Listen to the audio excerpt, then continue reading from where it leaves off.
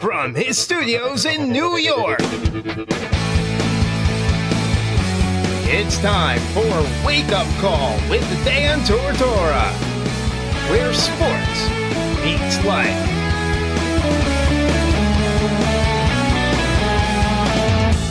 Here's your host, Dan Tortora. Welcome here to Wake Up Call with Dan Tortora on WakeUpCallDT.com, your one-stop sports shop, and on MixLR.com/WakeUpCallDT. I hope everybody's doing well out there this morning and enjoying your life. You got to make the most of it. I hope you're having fun. I hope you listened to me and made the most of yesterday as well and had a good time yesterday hanging out, enjoying what's going on and this and that. I said, even though it's raining, you got to enjoy your life. You got to make the most of it. So you got to appreciate the rain. Like I said, go see a movie, curl up, be with your lady or your gentleman, hang out with the dogs, see your mom, see your dad, call your grandparents, go hang out with them.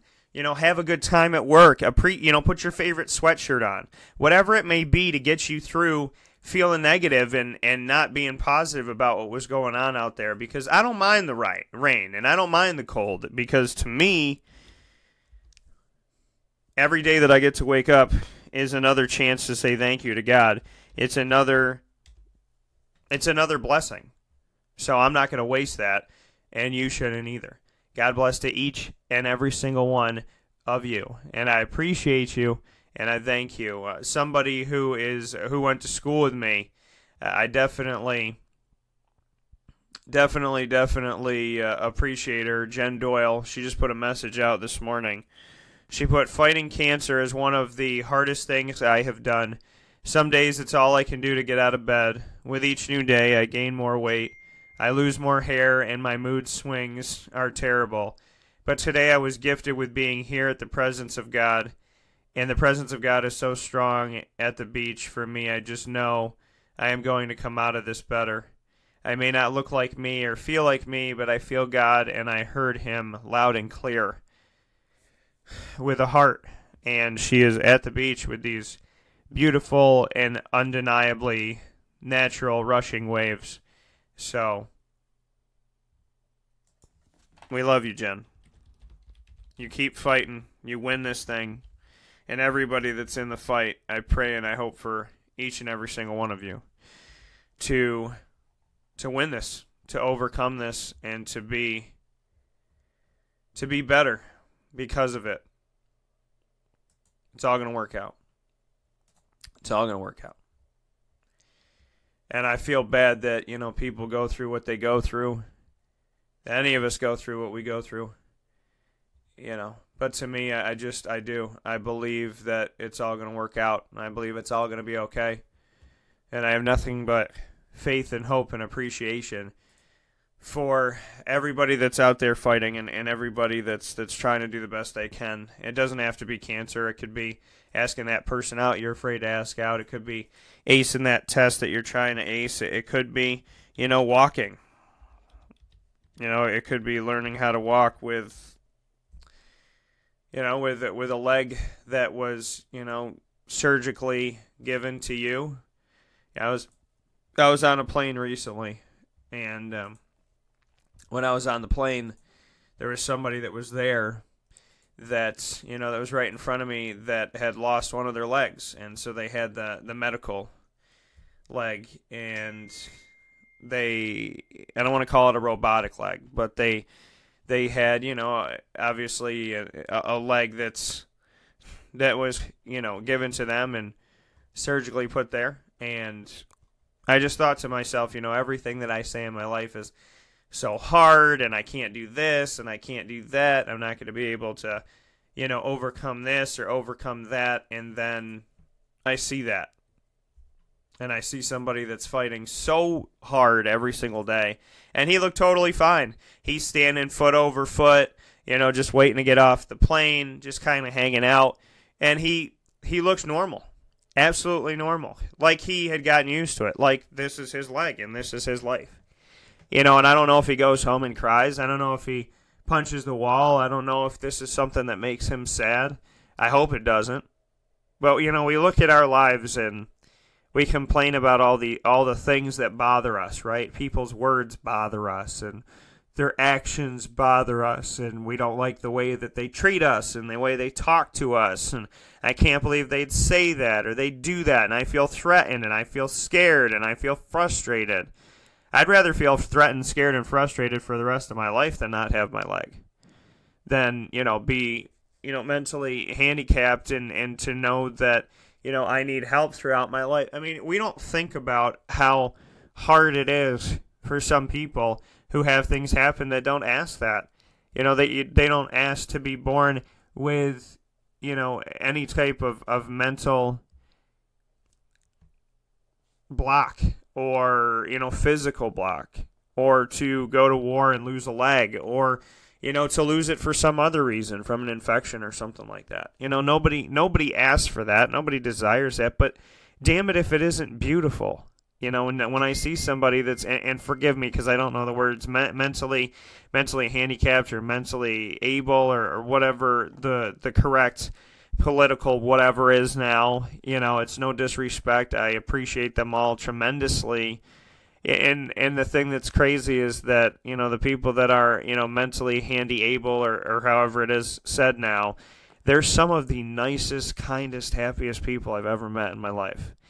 And it makes me so happy to see them happy. Because those of us that are born like the average Joe, what do? We complain. We complain. And yet, there are people that are born with this and that, and it doesn't stop them. It doesn't block them. It doesn't halt them. It doesn't hold them down. And they are such a tremendous message to us, a message to live life to the fullest, to be appreciative, to love everything you have. Love it all. And I do the same thing. I'm not going to sit here and say, I'm 100% scot-free. I've always lived life to the fullest, and I've never let anything bother me. That's not the case at all. It's not the case at all. But when I wake up, I need to do a better job of going, I got all my toes. I got all my fingers. I got my back. I got my arms. I got my legs. I have my eyes. I have my ears, my nose, my mouth. I have the ability to get up and do whatever I want to do. I work for myself. I love myself. I appreciate myself. There's a lot to be said about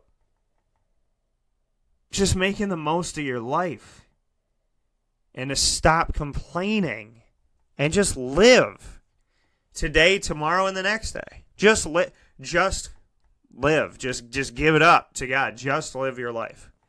Just live it. To the best of your ability, just live it. We always talk about, well, I'm going to live it when this happens, and I'm going to live it when that happens. No. Absolutely not.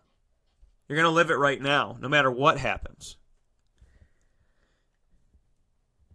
And I want to let it be known here, Coach Q is obviously somebody I always appreciate having on the show, and Coach puts up a lot of inspirational things. He just put this up. As you grow as a coach, things you used to tolerate become intolerable. You realize that you don't have to speak to be heard.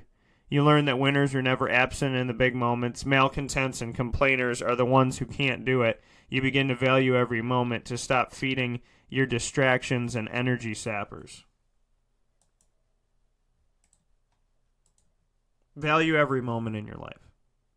Every single one of them. I mean that. With that being said, let's hop into the morning menu, get you ready for the show. Here on Wake Up Call with Dan Tortora, Monday through Friday from 9 a.m. to 11 a.m. Eastern Time. We like to start off the show by giving you our menu of topics. The morning menu, that is. Live now with the morning menu is Dan Tortora. The morning menu proudly brought to you by all of our great partners at Wake Up Call with Dan Tortora. You can check them all out by going to wakeupcalldt.com and see them on the homepage. Click on their logos and get all the information you need to get on them, addresses, phone numbers, what they offer you, and how you can get in touch with them. Easy here in Central and Upstate New York, easy and stress-free, and great people in the community. Speaking of great people in the community and companies that we're happy to work with, we have officially signed on a partnership to work with the Syracuse Stallions. They've signed on with us. We've signed on with them. And months ago, we started rolling the ball out with this thing, speaking with DaJuan Coleman about it, speaking with Mike Sugamosto on the show about it, repeatedly having Jimmy Evans on the show as well. And we're very, very excited about the upcoming season. Believe it or not, folks, it is at the end of this month. The first home game is at the end of October, which is crazy to think of. Practice has already begun, and there's so many positive things coming up with this Syracuse Stallions inaugural season. Their home games are at Manlius Pebble Hill. The rivalries are going to right themselves because these games are upstate New York teams and Northeast teams. So this is going to be could be some instant classics on the court, and an instant way for you to connect with pro basketball that's here in Syracuse, New York for the first time in seemingly forever. So there's so much good coming from this. Mike knows I'm excited about it. I can't wait to get into this season. Can't wait to talk about it. So I'm not going to waste any time here. The first part of the morning menu will proudly feature Mike Sugamosto of the Stallions live on the line. Mike, how are we doing today? I'm good. How are you? Doing very well. And Mike, first and foremost for me, just what you can say about getting to practice and, getting this team set and ready to go for the season now that it's officially official, so to speak, just what that's been like for you. It's been a long wait, but just to get the guys hitting the floor Monday night was a great feeling. It means we're itching and getting close. Bringing all these guys together from all different backgrounds and different talent levels, different experiences, and seeing it all work the way it did was honestly very shocking. These guys look like they've been playing together for a long time. I was a little nervous about chemistry just because of levels of play, and from the tryout, it was hard to really judge their decision-making because guys were there to prove themselves. But to see it all work gets me very, very excited, even more excited than I was. So when you see it, practice has officially begun. You've officially opened the doors here in October in preparation for the season. So what were some of those takeaways? We're going to get into some of the things that you had sent over to me and definitely discuss this, but just what you can say about, what you've seen so far, kind of the big picture of these guys coming together, like you said, the chemistry being better than maybe you thought it was going to be. Yeah, I knew we had a great team. Looking at our roster on paper, we are deep from 1 through 11 guys. Even our reserves could be on this team starting. They could be on any team. There's a ton of depth. But what had stood out most to me was our defensive effort. It's a first practice. Anyone who's coached college or professionally knows that the energy is there. Everyone's just excited to be there. But I have faith in this team that they're going to carry it on and keep that consistent effort and keep that consistent energy. But defensively, we were making things hard for our offense to score. And it's not that we have bad scorers or bad playmakers. It was just tough to get a bucket off. The speed is much faster. Everything is quicker. So my main takeaway was defense was super strong. And we're definitely going to cause some problems for some teams. So that's our main thing right now is defense. And when you say that, obviously defensively you want to be strong in that respect. Like you said, you brought in players from all different walks of life, different places, from Syracuse, Rochester, Albany, New York City, and whatnot. To have all these teams come together and play in your defensive scheme, you wrote a note to me that you are a strong defensive team. Rarely did anyone get by the on-ball defender with the dribble. If that happened, the guards were in with the trees, who did an excellent job protecting the basket. Guys seem to be in excellent shape. Just what you can say to go a little bit deeper into bringing these players from different places to be on this team and to establish that defense, because in the world of basketball, collegiately we see it, but when it comes to pro basketball and you're playing pro basketball with this, there's typically a I'm going to outscore you, no, I'm going to outscore you. So bring me into the importance of the defense and just a little bit more about that. Well, the thing with our team is everybody comes from different playing styles, different defensive schemes and things like that. One of our assistant coaches, Tim Marshall, is heading up our defensive schemes and in our, I guess, rotations and things like that. And I've seen a lot of ABA basketball I've watched, and not a lot of teams play defense. So the teams that play defense, it leads to so much more in the offensive end. And especially in the ABA, good defensive teams have a tendency to score because there's a rule in the ABA that if there's a turnover in the backcourt, in a certain amount of time that's left on the clock, a red light goes off that increases your score by 1 point. So you make a layup, it's now worth 3 points. If you make a three-pointer, it's now worth 4. So we're trying to use that to our advantage. I mean, we have great shot blockers that can get it out in transition after they block a shot, and we can get a bucket right away. We have excellent on-ball defenders that really will make lead point guards or off-the-ball guards kind of panic and struggle, I guess. Just to see it all, I mean, I knew we had a great roster. I knew what these guys had, but putting it all together defensively, we're going to be a problem. That coming from Mike Sugamosto of the Syracuse Stallions. You had made also some notes here of me. You said you were impressed with Cornelius Vines, Mickey Davis, Cameron Dobbs, and Charles B. Coates. Everyone was great. Everyone was great. Both those, both of those. Everybody that stood out that you were talking about made great plays, knocked down shots when open. So, just what you could say about your mentioning of these guys specifically, Vines, Davis, Dobbs, and B. Coates. Why that was in your report to me, so to speak, about practice so far. Yeah, Cornelius has a strong past professional experience, so he brings a ton of leadership to us. He's a great scorer, but I saw him kind of step out of his comfort zone of just scoring, and he was making plays left and right for guys in transition, making the extra pass. And then when it comes to knocking down open shots, I can count on him. If you give him the ball and defense is nowhere in sight, probably 8 out of 10 times it's going in. Mickey Davis, I mean, I got to say, he's probably the best shooter in Syracuse right now. If there was a 4-point line, we'd be getting 4 points on those shots. I confidently can count on him to catch the ball in transition if he's trailing the play, catch a ball from point guard, pull up 3, and we're going to have 3 points.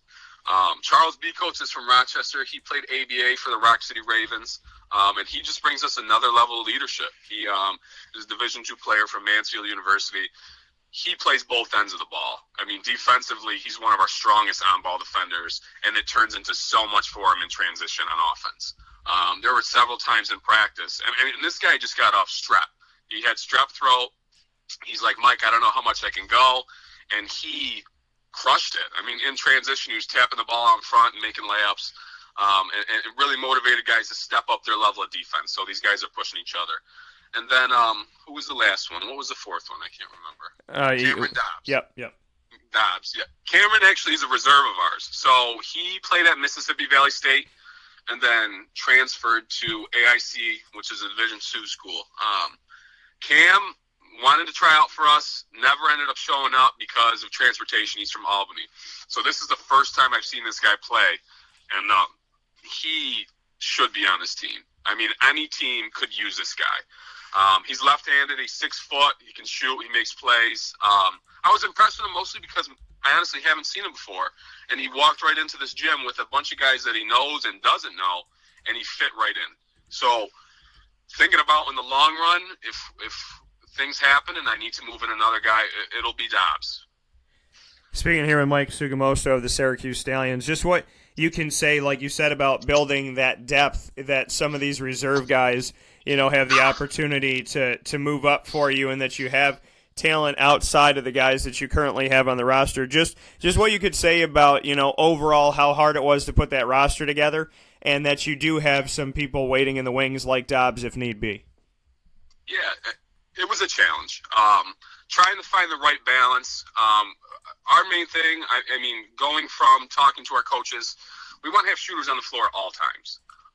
And looking at some lineups that we can play, we can have 4 shooters on the floor at sometimes, even 5, which really gives us a chance to space the floor and kind of give fans what they want to see. Who doesn't want to see threes? Who doesn't want to see dunks? I mean, if you don't want to see that stuff, I don't know what you're there for, because that's what you're going to get with ABA basketball. we don't have much height, I will say that, but the athleticism really makes you feel like a big player. We have Jamel Stanley, who played at SUNY Old Westbury, was a 2-time All-American, and the guy can jump out the gym. He's probably 6'3", 6'4", and with a 40-inch vertical. So he's a high flyer. He's built like a machine. So in putting it all together, I'm happy to say that we have everybody that we want, and we could contract everybody we wanted, and we made it all work. So it makes things even more exciting to see that going into it, we have the guys that everyone that we contracted, we got. And you also, one of those guys that you wanted, DaJuan Coleman, you told me that he looks healthy, participated in full practice, didn't seem winded or held back by any injury. You could tell that he took the time to develop a jump shot to be able to stretch the floor if given space by a defender. Just what you could say about DaJuan so far. Everyone's first question is, what kind of shape is he in? How are his knees? And he's taken the time. He's been working with Stan Kessel, the former strength and conditioning coach from Syracuse University, and he's put in the time. He's got to be 250 pounds and just lean. He's taken a lot of pressure off his knees by losing that weight. He's in excellent shape, getting up and down the floor. There was not a time where he ran free throw line to free throw line. He was block to block, full sprint. And we've got some fast guys, and he was keeping up with them. So I hope people can invest and kind of trust what we're saying, that he's in shape, but he's going to prove it. And he had some great face-up pull-ups and stuff like that with the defender giving him space. His shot looks phenomenal, honestly. So I'm really excited for him to prove himself and show his worth. And when we see this, like you said, putting this team together and having all these pieces and having a guy like DaJuan on the team and whatnot, to speak on the coaching staff and just to let people know who don't know, who this coaching staff is, and just to bring people, into some knowledge about who these guys are that are going to be training these gentlemen for this upcoming professional season. Yeah, so our head coach is Pete Dortis. Pete's a Janesville DeWitt guy. His son played at JD and then went on to walk on at Syracuse. Pete's coached at OCC, and then he's also played at OCC. He then went on to play in Greece. So he's got that professional feel. He knows what it takes as a player, and now he's translating that as a coach. Our assistant coach is Tim Marshall. Tim played at Mexico High School, then went on to Oswego State. Had an exceptional career at Oswego State, and then jumped on staff there. And then after Oswego State, he coached basketball at Beeville. So he's got 30 years under his belt of just experience. He's a defensive guru. He works with our bigs.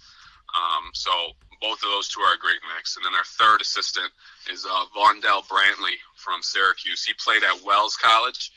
He scored over 1,000 points. So he's going to be working with our guards here and there.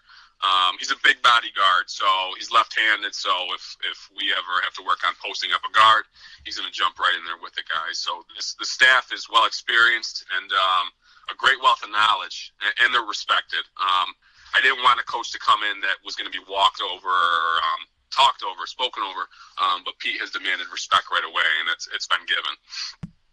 That coming from Mike Sugamosto, Syracuse Stallions. I don't know a better way to end our conversation today than say, he asked for respect and respect is given as they look for respect here as they grow in the ABA and look for their opportunities in their inaugural season to make a path for themselves toward greatness.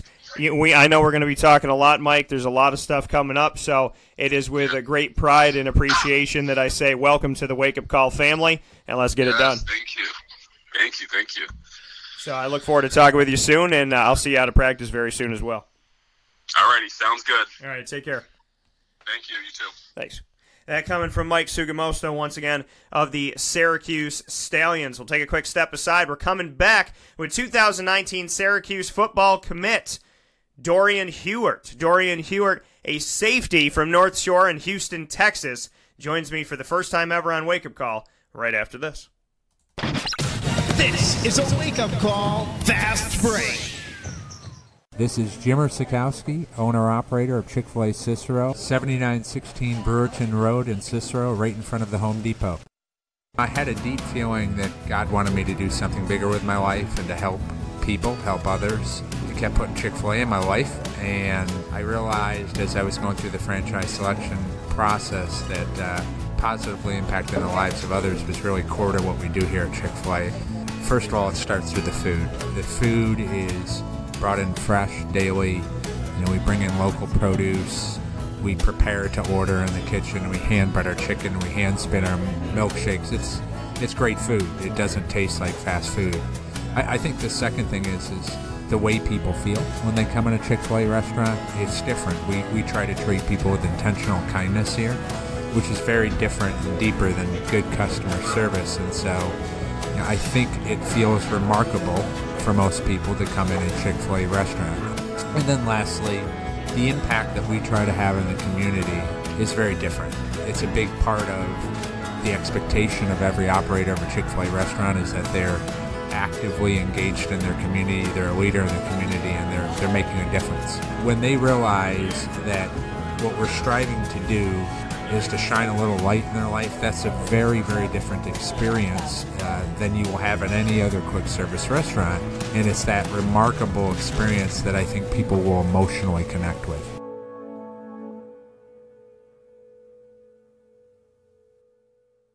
I'm George Townsend of Honda City with some good advice when buying a new car. The true cost of owning a new car is determined by the appraised value when you trade it. No vehicle appraises higher than a Honda. Next, look for low APRs and deep discounts. You also want low maintenance costs and great fuel economy. That's why my advice to you is to buy a new Honda. Looking pre-owned, visit our Honda Certified Used Car Center. Honda City, 7140 Henry Clay Boulevard, Liverpool, or HondaCity-CNY.com. It would be a pity if you don't shop at Honda City.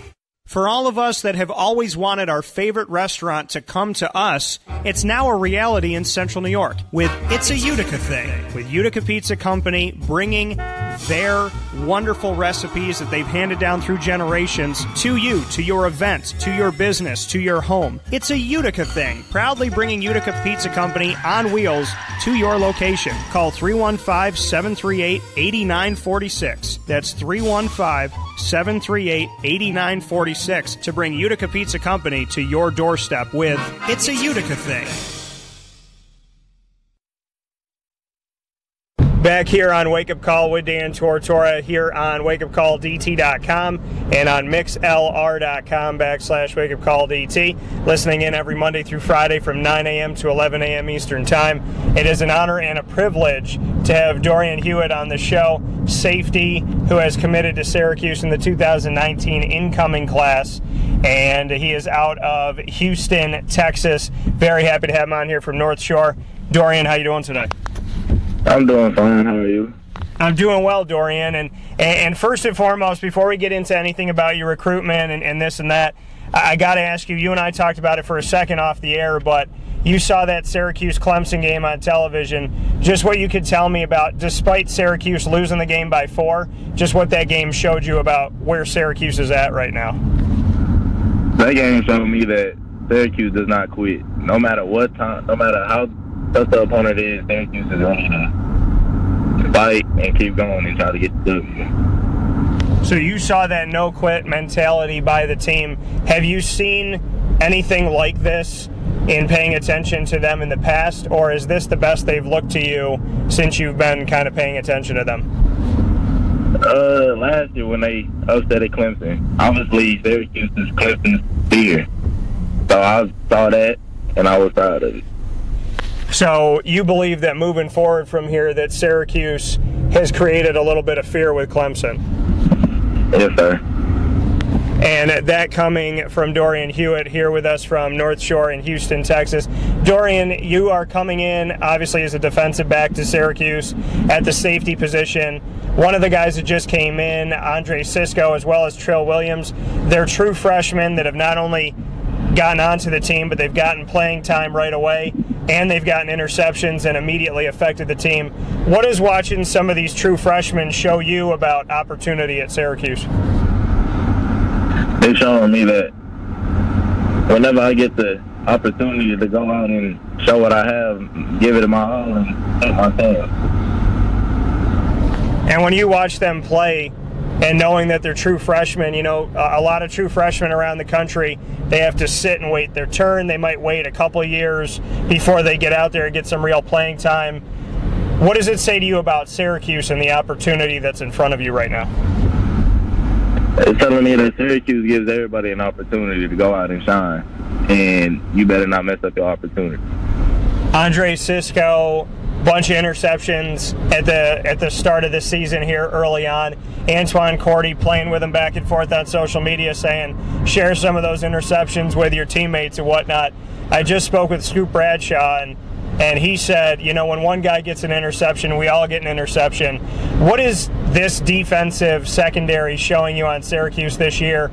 Because they are well on their way of having more interceptions this year in a shorter amount of time than they had all of last year. It's showing me that they're true friends, that everything they do is sharing. Like, they gonna share, they gonna help each other get better. So who are the coaches that really built that relationship with you at Syracuse? Coach Monroe and Coach Kirk. They helped me get around and showed me everything and made me love the school. And you said Coach Monroe, just what you like about him and what you like about his attitude. Coach Monroe keeps it real with you, and he's going to tell you what it is and what isn't. And I just like that he's not going to try to hide it. So when you say he tells you like it is, and what isn't, what has he told you about, you know, your potential future at Syracuse and what he sees from you? How has he kept it real with you, essentially?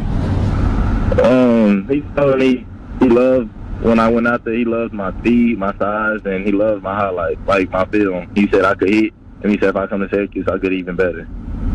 And then you said Coach Kurt was also connected to your recruitment. What can you say about him? Coach Kirk is a loving dude, and him coming from Manville, we played them a few times down here, and I just knew he's a great coach. And when you said you played film down there, you know, just what did you watch? What did you take away? That they love to hit, and they like the defense is well formed. That coming from Dorian Hewett, 2019 incoming freshman for Syracuse. Dorian, you verbally committed to Syracuse. Sometimes verbal commitments mean that it's a spot saver and a player is still opening their options and looking and seeing what else is out there. Is this a spot saver? Is this a almost 100%, or is this a 100% commitment from you? It's a 100% commitment from me.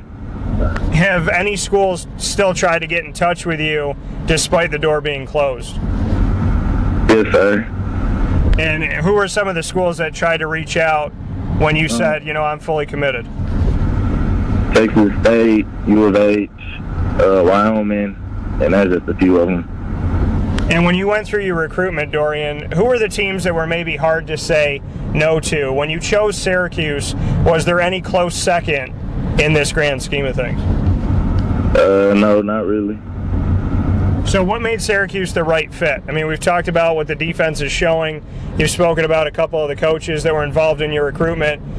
What about Syracuse as a whole just felt like the right place for you? I love the weather, and I could tell the fans are going to be good, so I'm going to love the fans. And I just love everything down there. You said you love the weather, and some people up here in Syracuse would say the opposite with 5 to 6 months of snow a year. So what makes you love the weather? Coming from Houston, it really doesn't snow a lot. It probably snows like once every 8 years or something. So coming down there and being able to see the snow is going to be an experience for me. And you said that you believe the fan base is going to be good. What makes you believe in the fan base, and what's got you excited about the fan base? Just watching when they got like home games or something, it's always going to be packed, and it always gets the players hyped up to play that game. Coming onto campus and seeing Syracuse, what did you take away? It's a big university, it's a big school, and it's big enough to where I could get to know everybody, and I just feel comfortable walking around everywhere. So you like the feel of campus. What were the biggest takeaways that you had from campus? Was there any favorites for you? Was the Dome the favorite? The Ensley Center facility? What kind of stood out the most to you from Syracuse? I love the Dome the most. Going inside and looking at it, I can picture myself playing inside of it. Now, you're coming from Houston, Texas. The Dome gets very hot. It gets over 100 degrees sometimes. This year they said it was 87. I think it was 104. I think it was a lie. So what do you think about that, being inside of a closed area with 87 degrees, 90 degrees, over 100 degrees? What do you think about playing in that type of scenario? You basically talking about Houston every single day. We practice in 80 to 100 degree weather on turf every single day. So that's basically like home for me. So there may be snow outside, but the Dome's going to feel like home to you. Yes, sir. Fair enough. Now, Dorian, playing the safety position, what would you say are your best attributes at the position? And then secondly, what are the things you want to work on the most? So what do you do the best at safety, and what are the areas that you think you can improve in? I tackle well. I lead every DB with tackles. I can read formations real quick, and I learned the playbook real well. The one thing I need to work on is probably my ball skills. I mean, I have one pick this year, but I want to work on it even more. So you have that one pick this year, but you said you want to work on your ball skills. What do you need to work on? Is it just hand-eye coordination? Is it reading the quarterback? What is it? Reading the quarterback eyes. And so what do you do to kind of train yourself with that? I mean, obviously, in the run of play in a game, you're going to be going up against quarterbacks all throughout this season and trying to key in on them. But what can you do outside of games, in practice or in general? How do you improve your eyes on the quarterback, so to speak? I go out on our field, and I set cones up around the field. And I'll have somebody act like they're the quarterback, and they look in different ways, and I'll run towards that cone. Speaking here with Dorian Hewett, safety, North Shore, Houston, Texas. Dorian, before I let you go, tell me about North Shore. How do they make you a better player? What is it about this school that makes you better at what you do? North Shore is a very great program. We led by Coach K, but they're always hard on you. They show tough love. They want 100%, 10% out of you every time. And our defensive coordinator, he wants domination. He doesn't want anybody to score on us, and I really love that. Now, I spoke with Courtney Jackson, who is the first player to commit in the 2019 incoming class. At the time that you and I are talking, you're one of 12 that have verbally committed to Syracuse for 2019 for Syracuse football. What can you say about this class so far? I know there's group chats that are out there. Have you gotten to know anybody at this point? Yes, we've been talking in the group chat. And who are some of the guys that you've been able to build a relationship with? Is there anybody that kind of stands out that you've talked to a lot during this process? No, not really. I just love everybody in the group chat. We all, it seems cool. We all vibe with each other. And to have that vibe so early without even meeting in person is really special. Bring me into the vibe of the group chat. What does it feel like? We know where everybody comes from. We laugh in it, and then we talk about Syracuse. When you talk about Syracuse and you talk about the future, what's that discussion about? We talk about the games and how we're going to affect the team once we get up there. Like, our goal is to dominate Clemson next year. Do you feel like this Syracuse team is turning a corner that you get to be a part of? Do you feel like you'll be coming to Syracuse at a time where this team will finally be heading in the right direction? Yes, sir. Yes, sir. I feel like Syracuse is going to be a well-known school for football. Like, everybody will know about Syracuse. You're down in Houston, Texas. Syracuse gets in touch with you. They offer you. How much did you know about Syracuse initially? I really didn't know anything about Syracuse, but once I got the offer, I looked up the school and everything, and I loved it. And I was ready to come up. And what made you love it? What made you fall in love with the school that you really didn't know too much about? As you got to know the school, what made you fall in love with it? The fact that they was the first D1 team to offer me, and then they showed me a whole bunch of love. They called me the day they offered me, and they were just talking about the school and everything, and when I should come down and everything. Do you feel like, speaking here with Dorian Hewett, safety coming into Syracuse out of North Shore in Houston, Texas for 2019, do you feel like Dino Babers is going to be here for a long time? Do you get that feel? Do you get that notion that he's going to be there when you get there and that he's going to be with this program for a while? Yes, sir, I do. He's doing a great job with the team, and obviously we're turning another corner. And I want him to be right there with us. That coming from Dorian Hewett. Dorian, I want to do something called rapid fire. I'm going to throw a bunch of questions at you, and they could be about anything. I'm going to put you on the hot seat, but then in fairness, I don't know if you've ever experienced this before, but I'm going to, as the broadcaster, put myself on the hot seat, and you get to question me. So I have no idea what you're going to say. I have to answer it. Are you ready to play? Yes, sir. All right, let's go. So I got to ask you this. I'm going to ask you one football question. Who are your role models or your idols all time when it comes to football? Tyrann Mathieu. Why?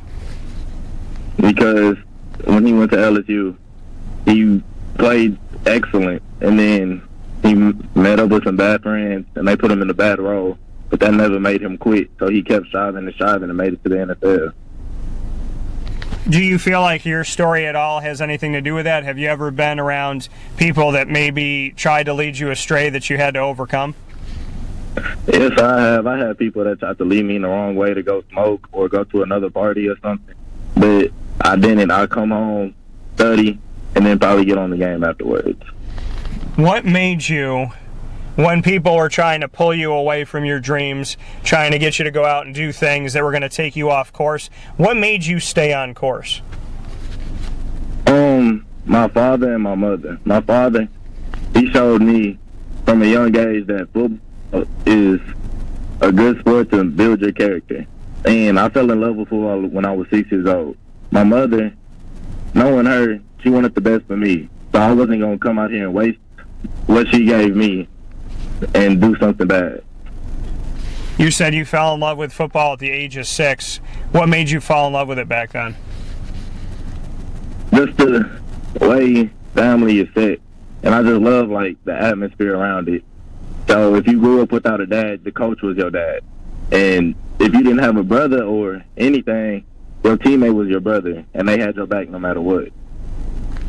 And you said that your father said this is a good sport to build character. How does football make you a better person? Basically, like I said, it's family. So if you mess up, you're going to think about what you're going to do to your teammates, how you're going to affect your team, and what you just did. So I love that it got you right and made you not being selfish as a human being. And then away from football, Dorian, I got to ask you, if you could come out to one song and only one song your entire time at Syracuse, the whole time you're at Syracuse, they give you a song and they say, this is the Dorian Hewett song. What song would it be? Dreams and Nightmares by Meek Mill. Which is really funny because Courtney Jackson, who's coming into the 2019 class with you, said the exact same thing. So, but he did say something different about the greatest rapper of the current generation. So I'm going to see if you guys answer the same here. Who is the best rapper out there right now? It's Lil Wayne. You guys said the same thing with that too. See, now I hope you know Courtney. Do you know Courtney? Not in person, no. Well, you're going to have to get to know Courtney because apparently you guys have been separated at birth. I'm going to ask you as far as who would play you in a movie. If you could have any actor play you in a movie, who would it be and why? I have to be Dwayne Johnson. And why Dwayne Johnson? Because he's just a funny dude, but he can also be serious at times. That's basically me. I could be real cool, but at times when it's time to focus, I want to be serious. Fair enough. If I told you right now you had to do 3 things on your bucket list. You could pick any 3 on your bucket list, and those are the 3 that you're going to do, and you can't choose any other ones. What are the 3 things that you would do? I want to skydive. Okay. I want to go fishing for a whole, 24 hours on the boat. Okay. And the last, I probably want to go paddle boarding for I want to go on a cruise for 3 weeks. So you said that you want to fish for an entire day. Why an entire day? Why be out there all day on the boat? Because I love fishing. Like my grandma told me when I was little, we used to drive over the bridge and see the water, and I would ask her, can we go fishing? Can we go fishing? And it always been stuck on me. I love to fish. So you love to fish. What's the best catch you've ever had? I caught a Red Bull that was 34 inches. So you caught a Red Bull that's 34 inches. Do you go out a lot still now? I mean, is that something that you still do? Yes, if I could go out and go fishing, then I would. But I having practice in school and stuff, it just sometimes it don't let me do it. So fishing is big for you. You also said you want to go on a cruise for 3 weeks. Where would you go, and why 3 weeks? I want to go to the Bahamas and Jamaica, because I've been to Jamaica but I haven't been to Bahamas. And for 3 weeks, just because I love the water. I love being out on the water and just relaxing. That's it. See, I like that, because my wife told me, because I love the water, I love being in the pool, I love swimming, I can stay there all day long, and she looks at me when I swim and she's like, I'm convinced that you're not human. She's like, I think that you came from the water, you're just a part of the water. So at least I feel like, Dorian, you and I can appreciate that, and kind of be similar in that respect, that it seems like you could be out on the water all day. Yes, sir. Now, do you swim a lot, or are you just kind of hanging out in the boat? I'll go swimming. I just like being in the water and just chill. Fair enough. I respect that. My 2 final rapid-fire questions for you.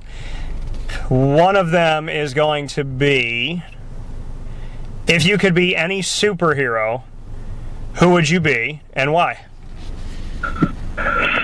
I want to be the Black Panther. I respect it. I love it. Why?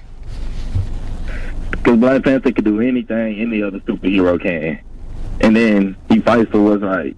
He has a whole suit, and nothing really weakens him. And I just love that. Fair enough. He is a phenomenal character. And my final question for you in rapid fire is your mission statement. Not just as a football player, but if I said Dorian Hewett is blank, what would you want me to fill that in with? Dorian Hewett is a great person. Plain and simple. All right, Dorian, you got 5 questions. You got me on rapid fire. This is in the moment. I have no idea what you're going to say. You can ask me any 5 questions. Go ahead. What is your favorite thing to do? My favorite thing to do. That's tough. My favorite thing. I love to sing. I love music. I've been singing since I was like 3. So I would say I love to sing. I love to tell stories.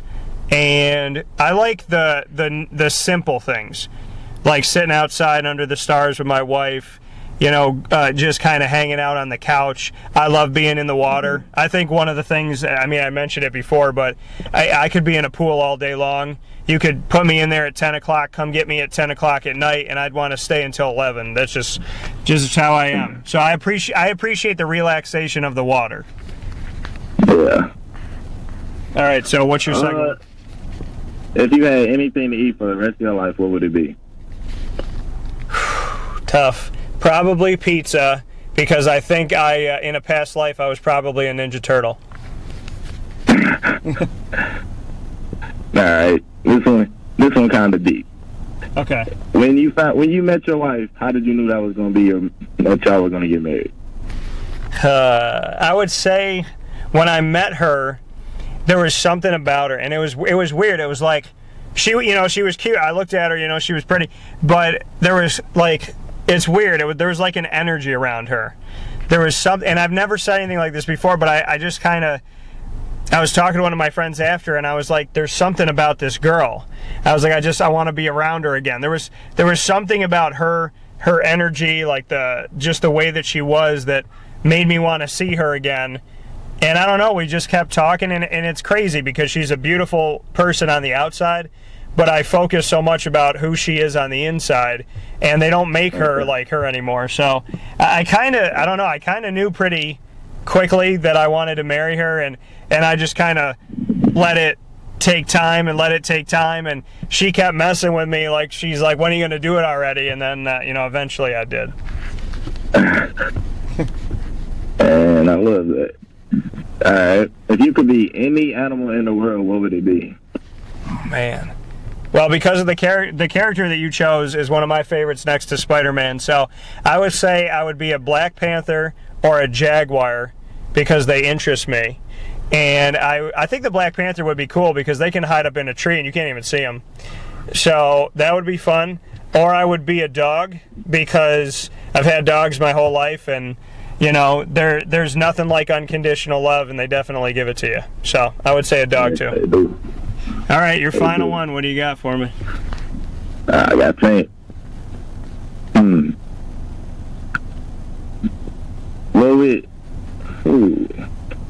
Would you love to go into space for a whole 3 months? Would I go into space for 3 months? Yeah. I've always said that if I knew I could get back okay, then I would definitely go. It makes me nervous about, some of the spacecrafts that have tried to come back in haven't come in successfully, but if I could go out to space and God wanted me to be out in space, then I absolutely would do it. I've said that if I could find a cure for cancer on Pluto, I'd have somebody send me to Pluto, so I definitely would go out in space. My question back to you is, if you and I were chosen by NASA to go in space, would you team up with me and go to space for 3 weeks? I will. You see, we love basically the same things. We could talk about fishing, water, anything you ever want to talk about, and we could just have a blast up in space. See, there it is. You're going to play football for Syracuse, and then you and I are going to space. Simple as that. All right. All right. That coming from Dorian Hewett, safety, coming out of North Shore in Houston, Texas. Dorian, absolute pleasure. Seriously, one of the most fun interviews I've ever done in my life here, and I appreciate you very much in 15 years plus. So thank you to Dorian Hewett here on the show. And Dorian, I'd love to have you back on, so we hope we can get you on again very soon. Yes, sir. I would love it. All right, man. Well, take care of yourself, and I'll talk with you soon. All right. Thank you. This is a wake-up call fast break.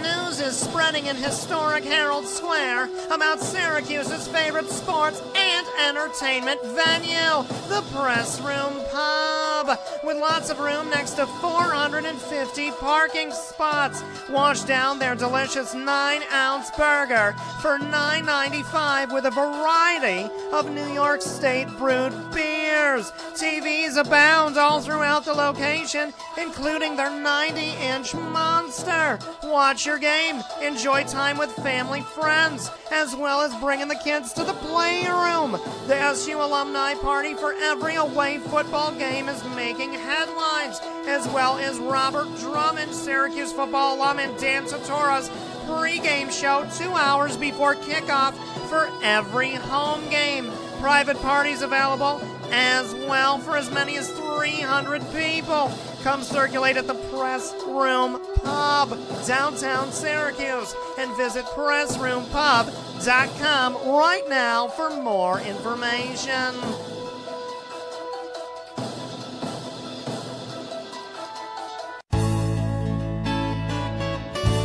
Clothing that will change with you without you having to change. DreisigLady.com, DREISSIG Lady.com, with the Bamboo line Relax Fit clothing as well as the Athletic Fit clothing.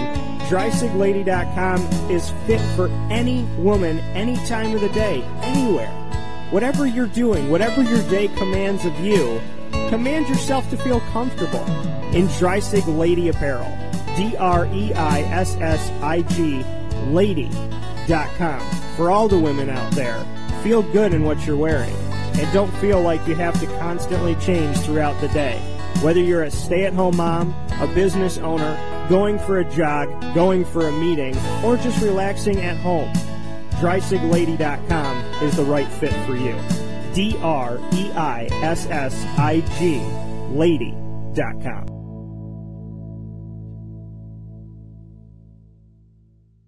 Carvel DeWitt, it's what happy tastes like. Do you know why? Because we make ice cream. Creamy, rich, flavorful ice cream. Not yogurt or iced milk like some of our competitors. Ice cream. Fresh, by hand, daily. For the calorie conscious, we have something new for you. Our new Carvelite. Same great flavor, creaminess, and texture of our regular ice cream with only 35 calories an ounce. So whether you want an ice cream cake, flying saucer, dasher, carvalanche, hard or soft ice cream, we will satisfy your craving with our fresh, handmade regular or new Carvelite ice cream. Carvel DeWitt. It's what happy tastes like.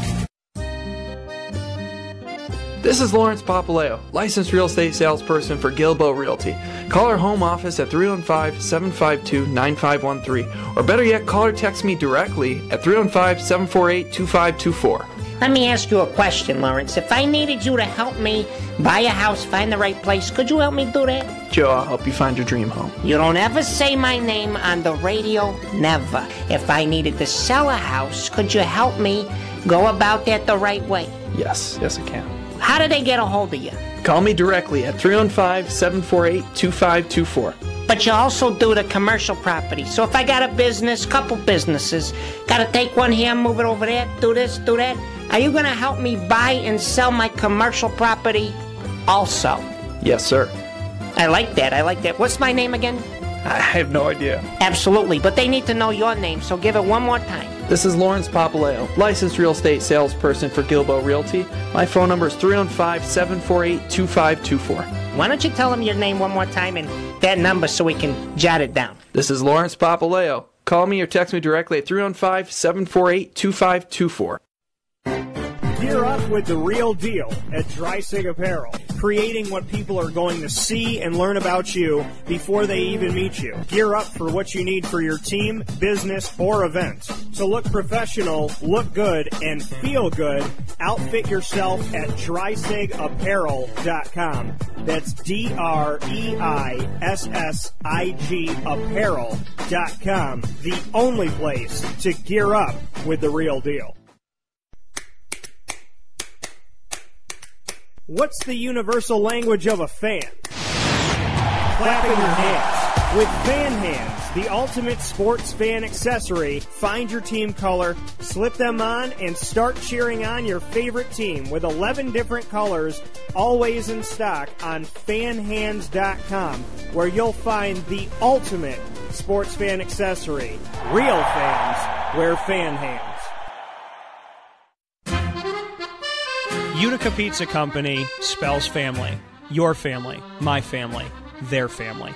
The recipes that they have shared with each other throughout the years and have now been so gracious to share them with us. I can sit here and talk with you about all the great things that are on the menu. We'd be here forever. So let me say this. Utica Pizza Company is second to none. And now you can bring it home with you and you can dine in the restaurant. UticaPizzaCompany.com will give you all the information that you need. And let me say, these Utica greens, they're the best. Utica Pizza Company. Call them and place your order at 315-214-3060.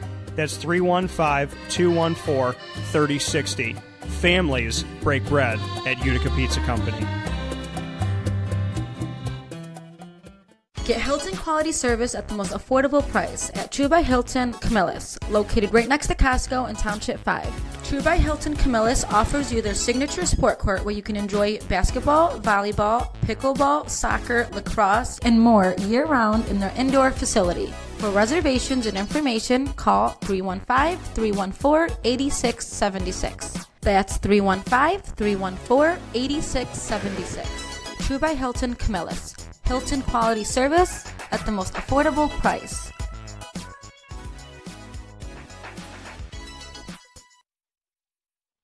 Welcome back here to Wake Up Call with Dan Tortora on WakeUpCallDT.com, your one-stop sports shop, and on MixLR.com/WakeUpCallDT. It's always an honor and a privilege to have this gentleman on the show with me. The Fantasy Football Power Hour is every Thursday, but because Wake Up Call with Dan Tortora will be on video this Thursday and Friday as we are out of town, so you will not hear us on the live feed on MixLR.com/WakeUpCallDT, but you will watch us on Facebook.com/WakeUpCallDT, so definitely go check us out there, Facebook.com/WakeUpCallDT and YouTube.com/WakeUpCallDT for the Thursday and Friday shows that are all set and ready to go for you, as I will be in New York Comic-Con for Superpowered Pop Show, and Wake Up Call, in my absence, is never absent, as we have prepared you for Thursday and Friday. But live on the line here, we had to make sure that we got our fantasy advice in for you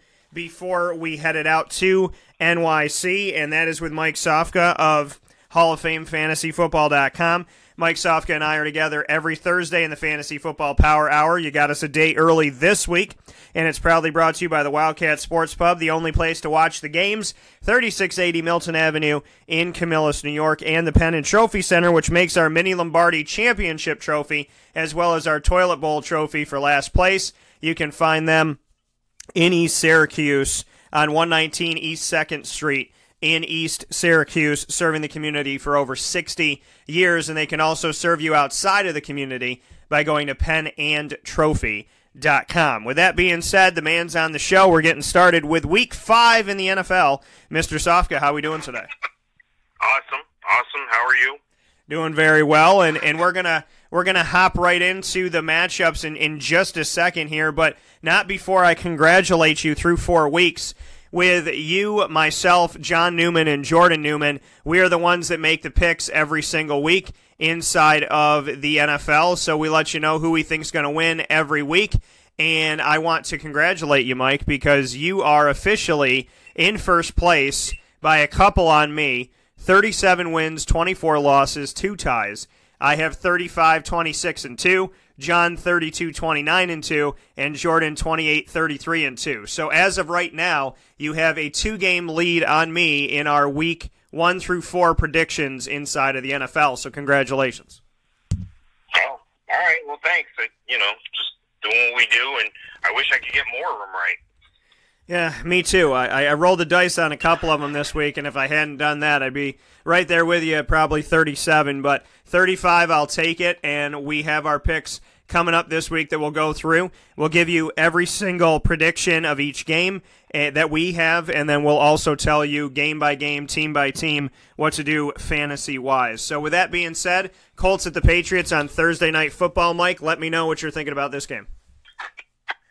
Yeah, the Colts are in trouble. I just don't know what to say about the Colts right now. I think that, it was a weird game for them last week, and they're going into the evil empire. They're going to the Death Star. You can't win there. It's hard. And Tom Brady is going to be the guy. Of course, we all know that he's the top 5 quarterback, number 4 on my rankings this week. And, Andrew Luck. He hasn't really.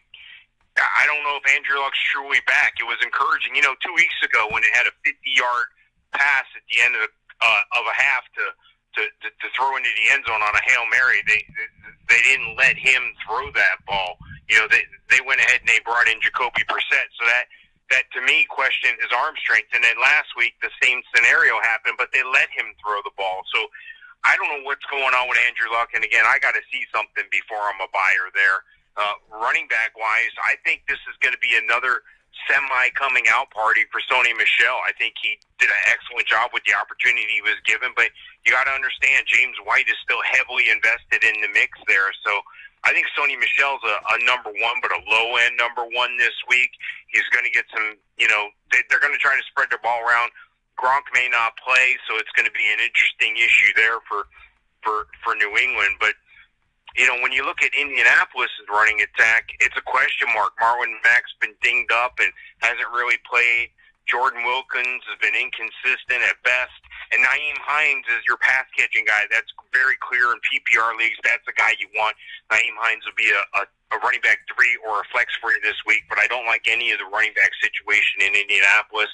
Wide receiver-wise, it's T.Y. Hilton. T.Y. Hilton's still a guy they can count on, and he's going to get a heavy dose, I think, or as much as they can give him. But I'm not sure if he's even going to show up this week. I think he's a little bit dinged up. So, it's difficult to pick guys when they're, number one, they're going into a hostile environment.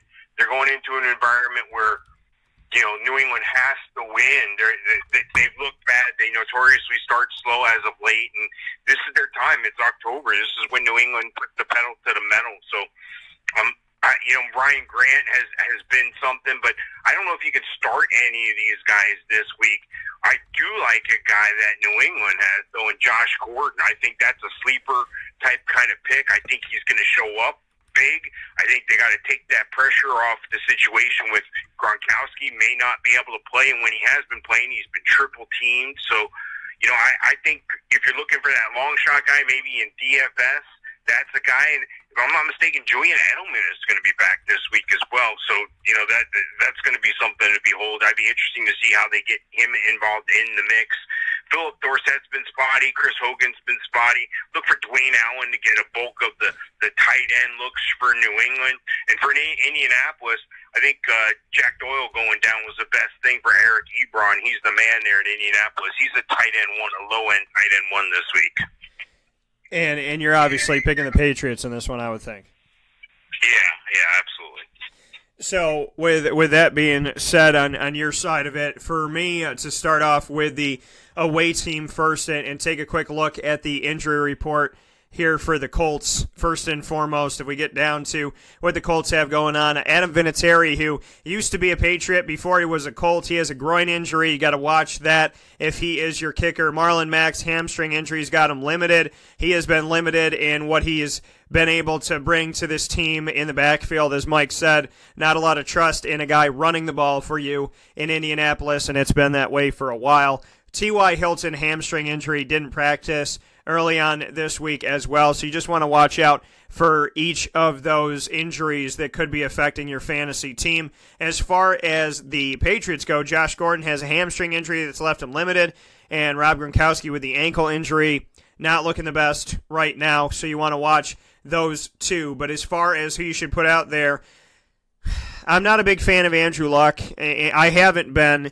I haven't drank the Kool-Aid. I haven't bought into it. I'm happy that he's back. I'm happy that he's hopefully healthy and he gets to 100% and stays at 100%. But I'm just not sold on, him as a fantasy quarterback. Marlon Mack and Jordan Wilkins haven't done a lot for me. Nyheim Hines is one of the guys that I covered at NC State, and I like Nyheim Hines. He could do some good things for the team. Like Mike said, he's not a bad flex player for you. T.Y. Hilton's your best option in the field as wide receivers go for the Colts, but he's not 100% healthy. So Hines is the one I kind of feel good about in this one. T.Y. Hilton's been underwhelming, but I think, to me that's because of Andrew Luck, and that's also because of the other guys that have filled in the spot when Luck's been injured. Tom Brady is worth the play. Sony Michel, like you said, you think he'll have another coming out party, another big game. I agree with you on this. I think Sony Michel's going to do some good things.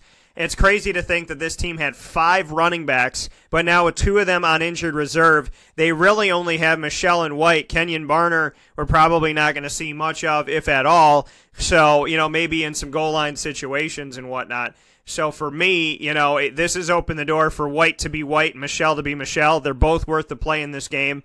And I like Chris Hogan in the game. And then Julian Edelman, he's a flex player. He's a little sleeper for you this week because he is coming back, and I'm sure that Brady's itching to get the ball to him, so that could help you out as well. I'm picking the Patriots in the matchup of this week as well. Titans at the Bills, 2 teams that are not that great, but the Titans are 3-1. So what do you think about what's going on with this one, Mike? Yeah, I'm going to chalk up Buffalo's win at Minnesota to some sort of giant anomaly. The moon, the stars, and the planets lined up. Everybody squinted and leaned on their left leg at the same on the planet, and things kind of shifted a little bit. That Buffalo's in a lot of trouble. Tennessee and Buffalo are completely opposite in this respect. Tennessee, you think they're done. Derrick Henry hasn't been performing. The defense is spotty at times.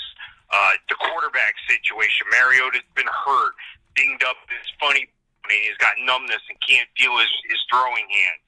They bring in the backup there. I don't know what the heck. Who was that? Blaine Gabbert? Is that who that was? Yeah.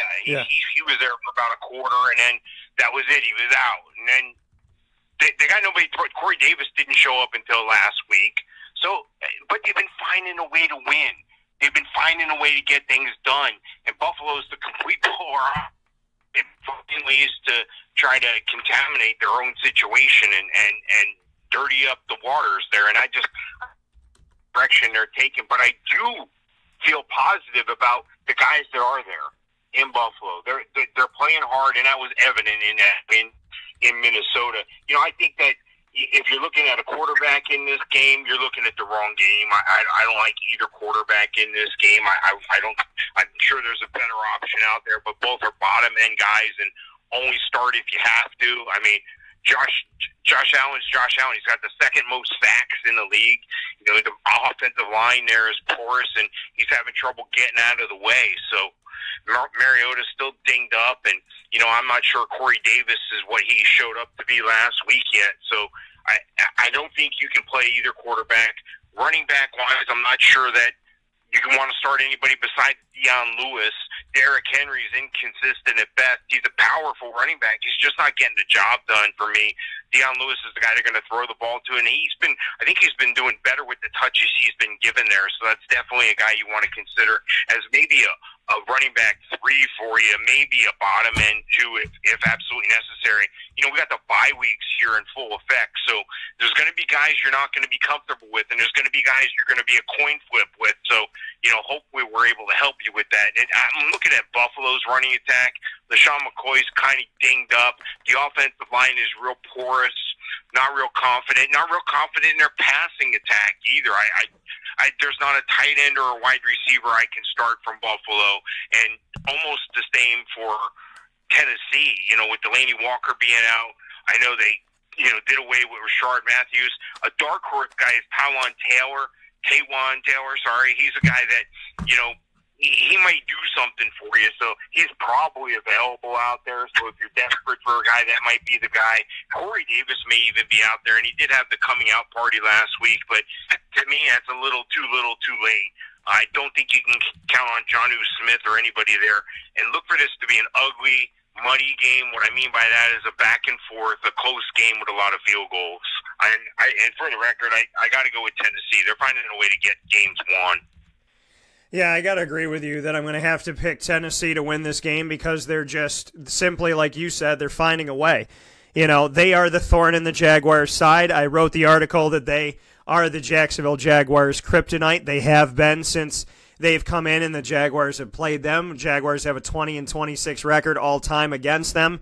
A very weird stat is that the Jaguars have not defeated them in 5 years on a Sunday. They only win against them on Thursdays and Saturdays, which is kind of crazy to say, but it is the truth.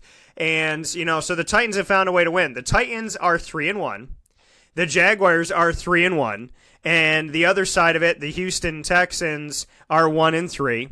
And the Colts are also 1-3. So it's just interesting to me to see where things have kind of shaken out with this, and that the Titans are still there, thorn in the Jaguars' side. They own the head-to-head right now, and they have the same exact record. So there they are once again, just like they were last year, and the Jaguars are going to have to create some separation moving forward. Looking at this game, for me, I do think I'm going to pick Tennessee. I do believe that they're going to find a way to win because they keep doing so. I think Marcus Mariota, he's a high-end quarterback too, just because he does enough, at least running the ball, to get it done. I think that Derrick Henry this week is not a bad play because he's playing the Bills. Corey Davis, for those that want to drink the Kool-Aid on him right now, he has had one good week pretty much since he came into the NFL, and that was this past week, maybe one or two. So to me, he's still a wide receiver 3, somewhat to mid to low range end wide receiver 3. On the other side for the Buffalo Bills, LaShawn McCoy's got issues on the field, issues off the field. Josh Allen, yeah, he looked good. Yeah, he jumped over somebody in Minnesota. but that offensive line that I've consistently warned you about in Buffalo is getting him hurt, and that's going to affect him. I don't like anybody on Buffalo in this one. I think it's going to be a low-scoring game. If I had to pick anybody, I'd pick their kicker, and that's really all I got to say about it. Dolphins at the Bengals. What do you have for this? Well, one of these teams is a contender, one of them is a pretender, and we're going to find out at the end of this game. I think the Dolphins are the pretender. I think the Bengals are the contender. But, we're going to have to see. I think the Dolphins are one of those teams that have been finding ways to win as well. They're undermanned. Every week they go in, and I'm like, there's no way they can do this. And sure enough, they do. And that goes hand in hand with Tannehill's performance. Ryan Tannehill has lived past or above his expectations. I think this is a guy that I had major doubts on, and, he's starting to prove me wrong, and I'm starting to buy in. He's been doing a lot with very little. Kenyon Drake's been okay. I think you can start Kenyon Drake if you need to. I think Kenyon Drake's a running back 2, maybe running back 3 this week for you. So, again, just because I'm saying this is the guy you want to start, please listen to where I'm saying these guys rank so you're not disappointed in your expectations. Kenny Stills has been the guy that's been getting it done for them receiver-wise, and I don't feel that he's been doing a spectacular job, but I feel like he's the only thing they got. Devontae Parker's still dinged up. Albert Wilson has popped in and out. Amendola is up and down. They're having trouble at tight end with A.J. Derby being dinged up, and Mike Gesicki, I haven't really seen much there, but you flip it back to the Bengals, and the Bengals are in a little bit of trouble with Joe Mixon being dinged up, but Andy Dalton's been playing pretty well. Andy Dalton's been, again, doing like a Tannehill type thing, using what he has around him, and what he has around him is actually pretty good. I think it's a better crew than what Miami has. Giovanni Bernard has stepped up big. He's been the guy they can rely on, especially, and this has been the case with him in PPR leagues, but, he's a little bit dinged up right now, too, so I'm a little bit worried if he's even going to make the game. But if he does make the game, I'm not sure he's going to be much more than a running back 3 for you. I'm looking at the receivers. A.J. Green, of course, is the guy.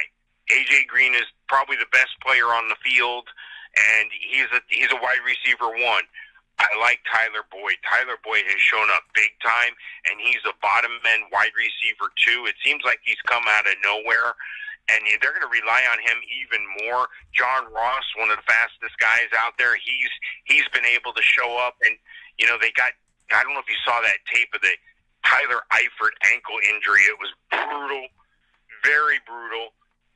Tyler Kroft, of course, is a guy you may want to look at, but I think he got dinged up as well. So they're in trouble in the tight end position in Cincinnati. But, again, I like Cincinnati in this one, and I think that Cincinnati is going to be the contender, and the Dolphins are going to come out looking like the pretender. Yeah, to me, I'd have to agree with you here that Miami, if I had to choose between the two, contender and pretender, it would be Miami being the pretender in this one. I chose the Bengals to win this game as well. The Bengals are playing a hell of a lot better, and it's kind of like cut and paste for me saying they're playing better than I thought that they would play. They're doing better than I thought that they would do. Marvin Lewis is leading them better than I thought they would be led at this point because of all the mediocrity. The team is 3-1. Pittsburgh is struggling. Cleveland is playing close but not getting the victories yet. Then we see Baltimore is doing okay. This could be a topsy-turvy, upside-down type of division in the AFC North. And, we look at Cincinnati went to Atlanta to Mercedes-Benz Stadium and outscored the Atlanta Falcons. And in the NFC South, they play no defense. From Atlanta to Carolina to New Orleans to Tampa Bay, there's no defense being played. So when you can outscore these offenses, big time, big ups to Cincinnati for that. Andy Dalton had 3 touchdowns in the game. Tyler Boyd had 100 yards. A.J. Green, John Ross, and Tyler Eifert all scored. But as you said, Tyler Eifert going down. The 2 Tylers are always worth looking at because unfortunately and sadly, Tyler Eifert always seems to go down. And so Tyler Kroft always seems to have to step in. And step in he does, and step in very well. In the last couple games, speaking of stepping in and stepping up, Tyler Boyd has over 100 yards receiving in the last couple games. The Cincinnati Bengals have been looking for a number 2 to A.J. Green forever, and they may have potentially found somebody that could eventually fill that role if he stays consistent, and that being Tyler Boyd. So just some things here to take a look at.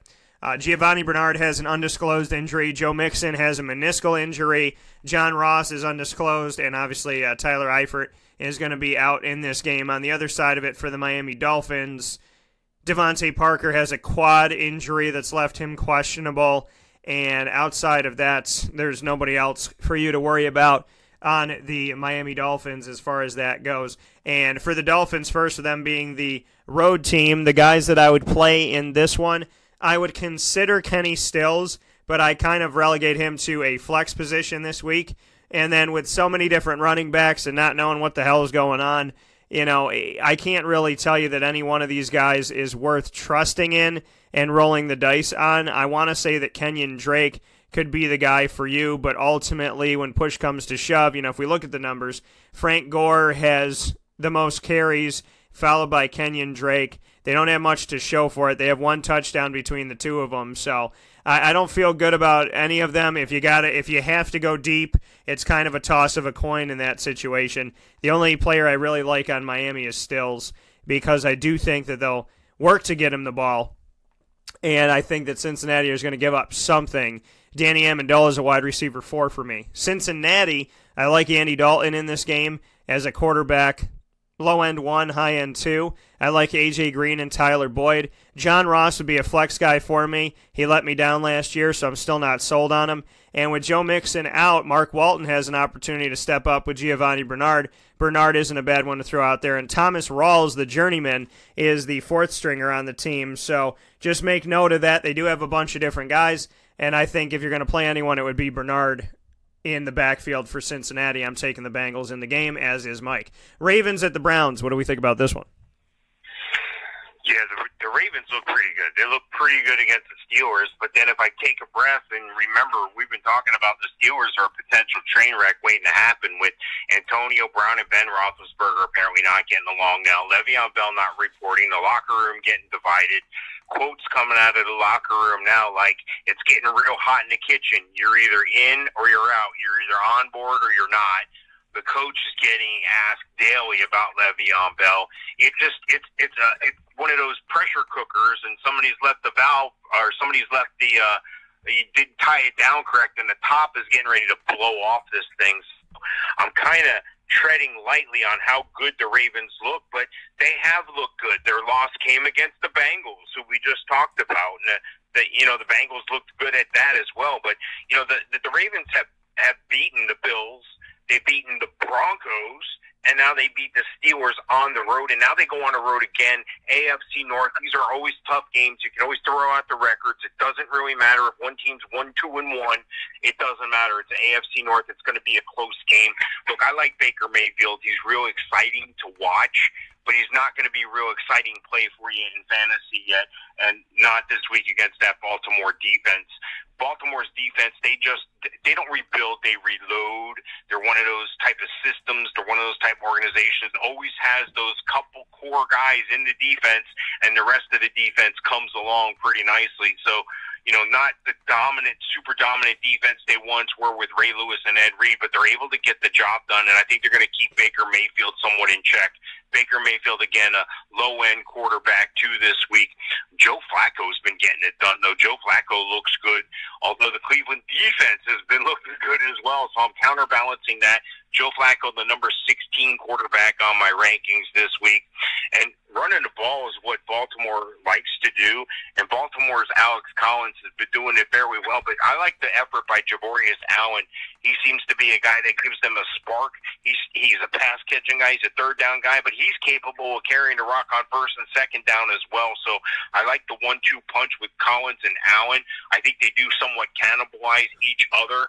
I think both guys are worthy of a play. I think Collins is more of a running back 2, a low-end running back 2. And I think Allen is like a mid-range to low-end running back 3. Michael Crabtree has been inconsistent. I don't know if he's seen the end zone yet this year.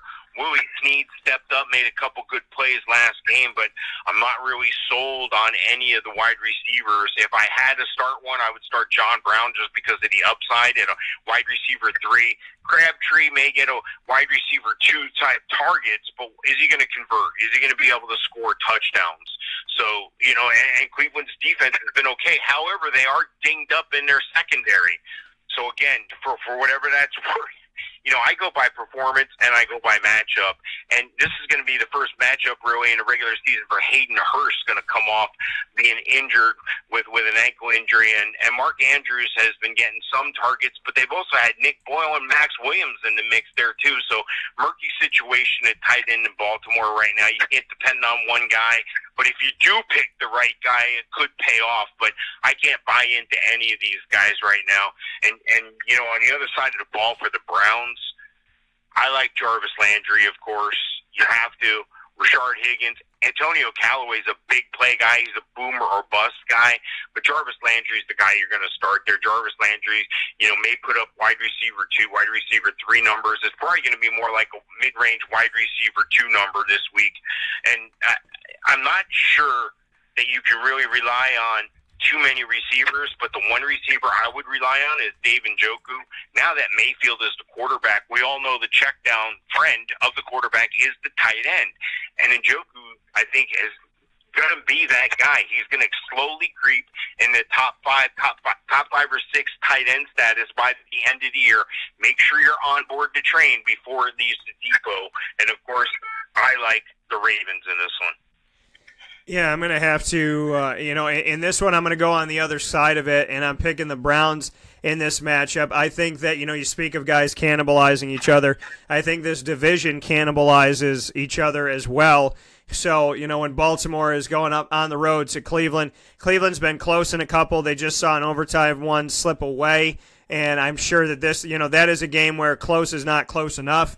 So Cleveland's trying to get back on it. It was Baker Mayfield's first official start, and now this will be his second. So, on the Baltimore side of things for me, Joe Flacco's not something I'm sold on. I like Alex Collins and Javoris Allen, but Buck Allen and Alex Collins, the reality is, like you said, they do take from each other, but they both are capable of having, a couple big runs in the game potentially. So I like either one of them. If you got them both, I don't know if I would waste 2 spots putting them both out there, but it's not bad to put one out there. It's hard when you have them both, though, because you have to roll the dice.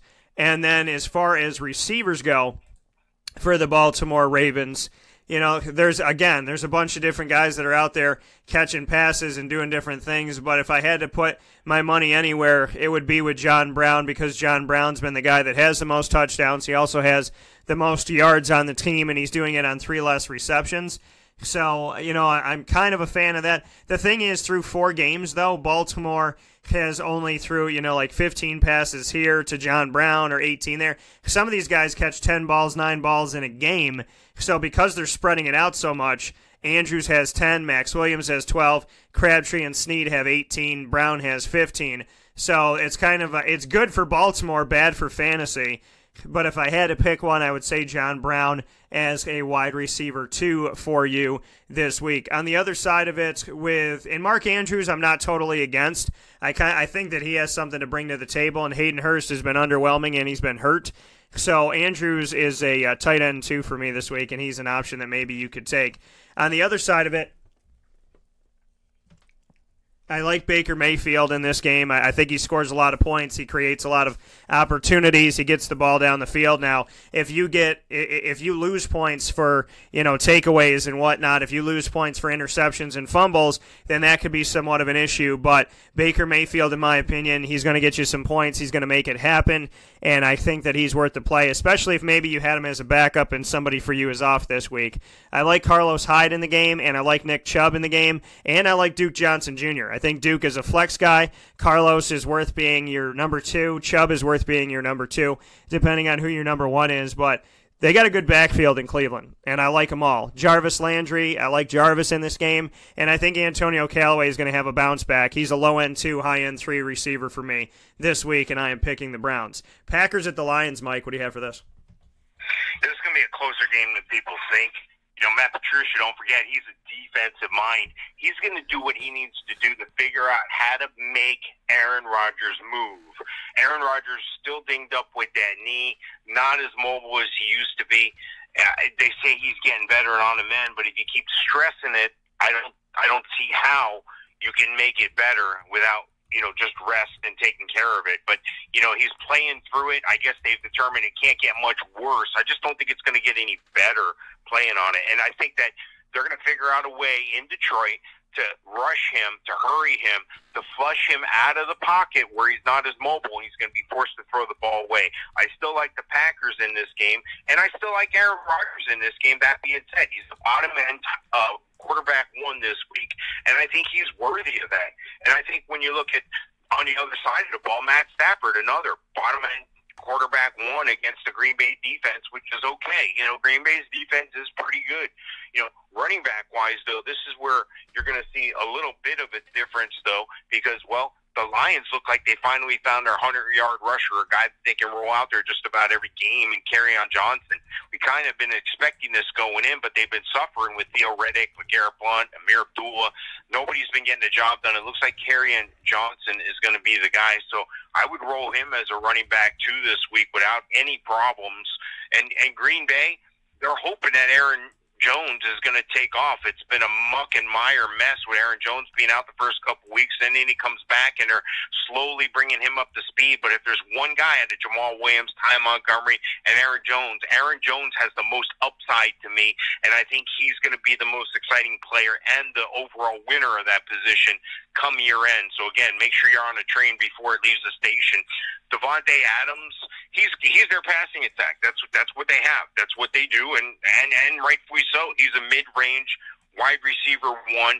Randall Cobb's been spotty. He can make some big plays, but the steady Eddie, in my opinion, is Geronimo Allison. He's a wide receiver 3 type guy and a great bye week fill-in because, like I said, we got the bye weeks here. So if you're looking for a guy that you can depend on for a few weeks, he's the guy, Geronimo Allison. Jimmy Graham looked like he finally got on the board last week. It looks like they're going to figure out a way to get him the ball and get him more involved. And on the other side of the ball, Detroit's looking for that guy. They really don't have the tight end, and again, I know I say it time and time again every week about Detroit, but I guess they're just going to roll out the rapper Levine Toilo Lolo. But Golden Tate's the guy at receiver. He was dinged up last week, but still put together an excellent performance. Marvin Jones plays out of his mind as a 2, and Kenny Galladay is a strong 3. So I think you got some of the strongest wide receivers there. Not one of them is elite, but together they make an excellent crew. So, again, I look for Detroit to make this game close. I think the Packers squeak out a win, but I think it's going to be a lot closer than people think. Yeah, this is it's a very interesting situation for me. Like you said, with Toilolo and what's going on in Detroit, they have some good things, but it's where do they stand in the grand scheme of things? Are they ever going to get on the right side of it? And when you say Toilolo, it makes me think of this.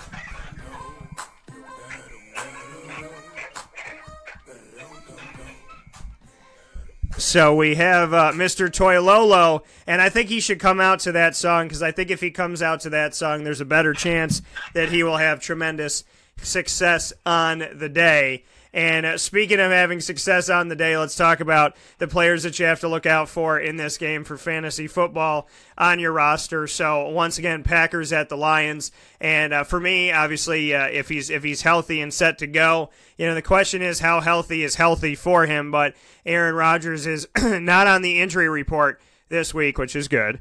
And Geronimo Allison and Randall Cobb, they both are. Geronimo has a concussion, and Randall Cobb has a hamstring injury, so just watch those two.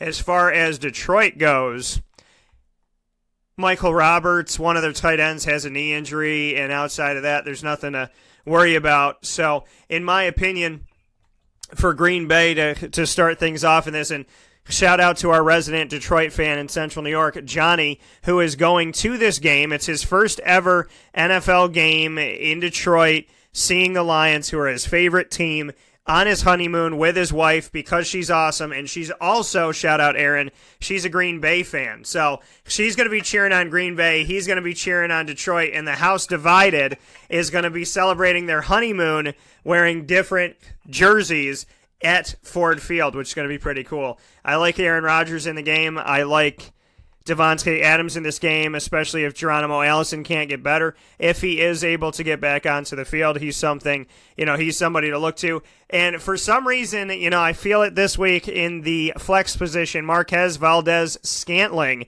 could be somebody for you to look to out of South Florida as a potential guy to help you out if you're looking for somebody on the free agency pool or waiver wire to throw out there because Detroit doesn't play defense.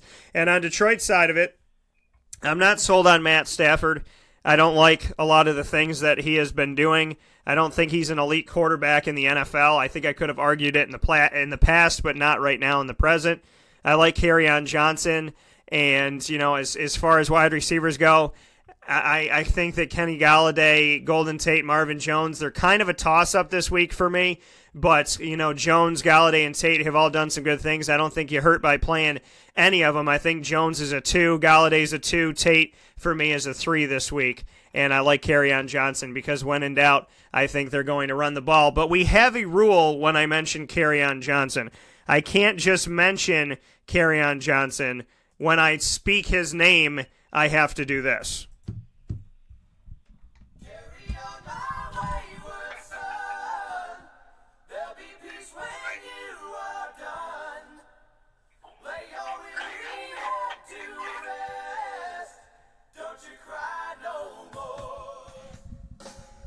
So I am obviously joining Mike, and I'm going with the Packers in this one. And we're going to go to the Jaguars and the Chiefs. And this is a tough game for me. To me, this is the game of the week. What do you think about this one, Mike? Yeah, I like this game a lot. I'm going to go out and I'm going to say the Jags are going to win. I know everybody's picking the Chiefs and Mahomes is hot. And this goes against the stat I'm going to even give you in a second here. I'm going to give you some numbers. 176, 377, 155, 388. Now, in that sequence, you would expect the next number to be under 200. That's Blake Bortles' passing yards. He's inconsistent. He's up and down every other game. And he's going to be inconsistent, but I got news for you. Casey has a porous defensive secondary. So I think he's going to break the anomaly of these stats this week, and he's going to have to because Fournette's dinged up. So if you're looking for a mid-range guy, if you're looking for a guy that you could scoop up and cover, maybe you have Trubisky on a bye, or maybe you were all in on the Fitzpatrick thing, and those guys are on buys this week. Maybe a Blake Bortles is available, and this is a guy, because of his inconsistency, probably will be available, and I think he may surprise you and carry you through that bye this week with the KC defense. Now, Jacksonville's going to have to counter with T.J. Yeldon. Fournette's probably not going to play, dinged up with this lingering hamstring, and they're going to take the time with this hamstring. But if you remember back to the 90s, I think it was the late 90s when Fred Taylor, I think it was the year Jacksonville won like 14 games or something ridiculous like that. It must have been 99 when they lost to Tennessee those 3 times. But they went without Taylor for like the whole year. He had a hamstring. So, I mean, these things linger. But T.J. Yeldon might be a surprise guy, might be a guy you could depend on in daily leagues. I'm not sure he's gonna blow your mind here, but he might be. He could sneak in and be a bottom end running back 1 this week. Look out for that. Look out for Bortles to pump up his numbers with little dump-off passes to T.J. Yeldon, and T.J. can run between the tackles. I think we've seen a resurgence of T.J. I think his spot usage and the hanging around with Fournette has actually helped his game. So look for T.J. Yeldon to be the surprise of this game. That's a secret, though. Don't let that out to anybody else.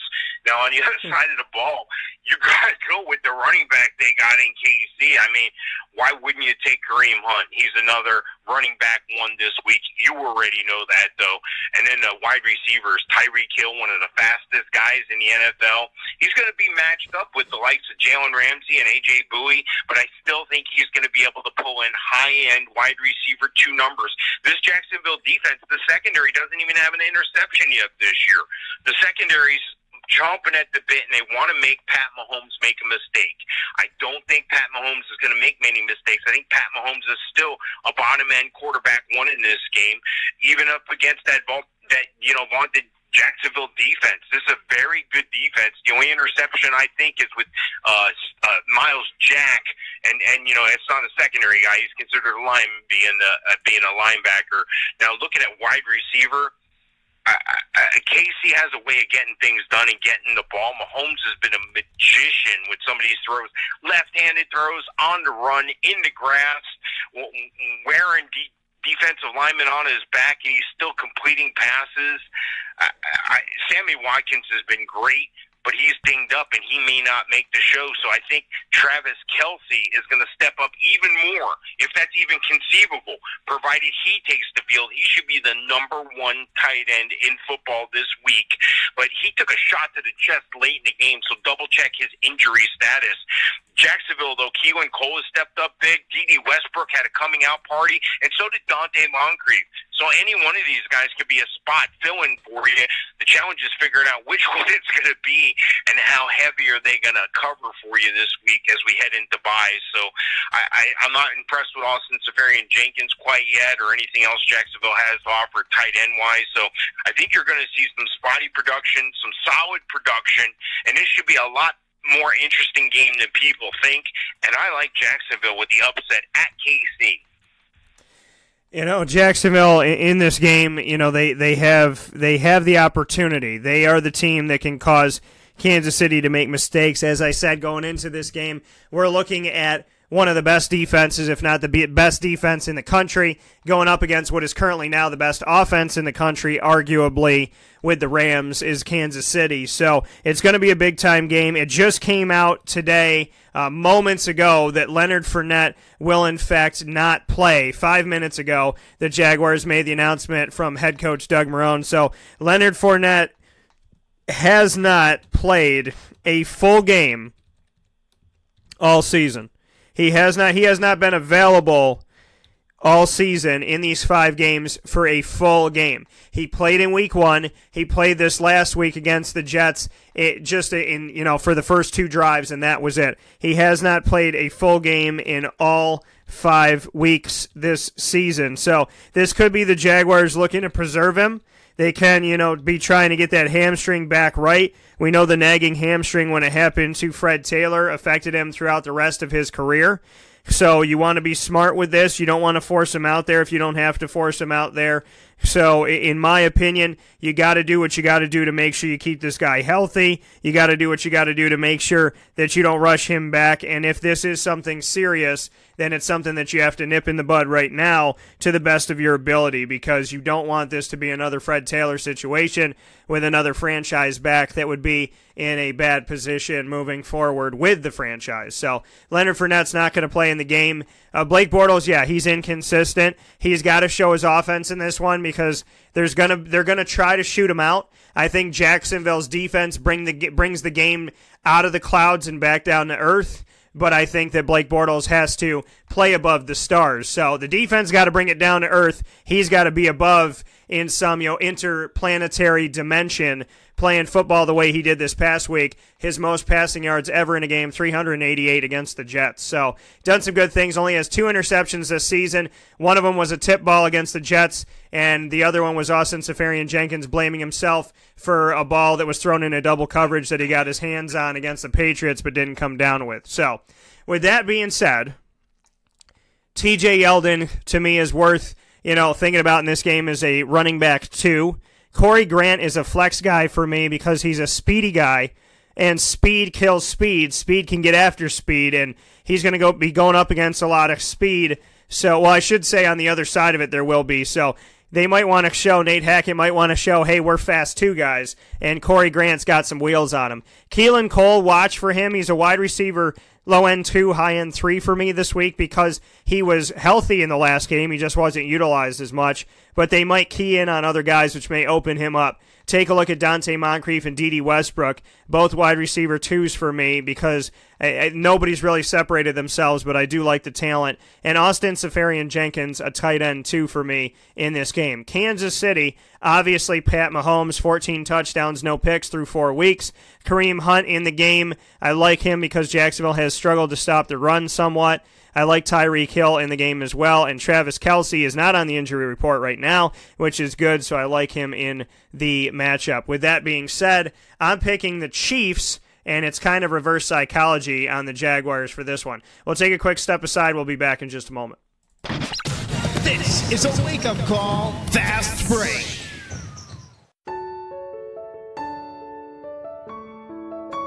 Having peace of mind when you're out of town that your furry-loving friend is safe and sound means taking them to Canine Campground, because we all know that when it comes to the love of our pets, it goes well beyond the call of duty to make sure they're safe and sound. Right, Lily?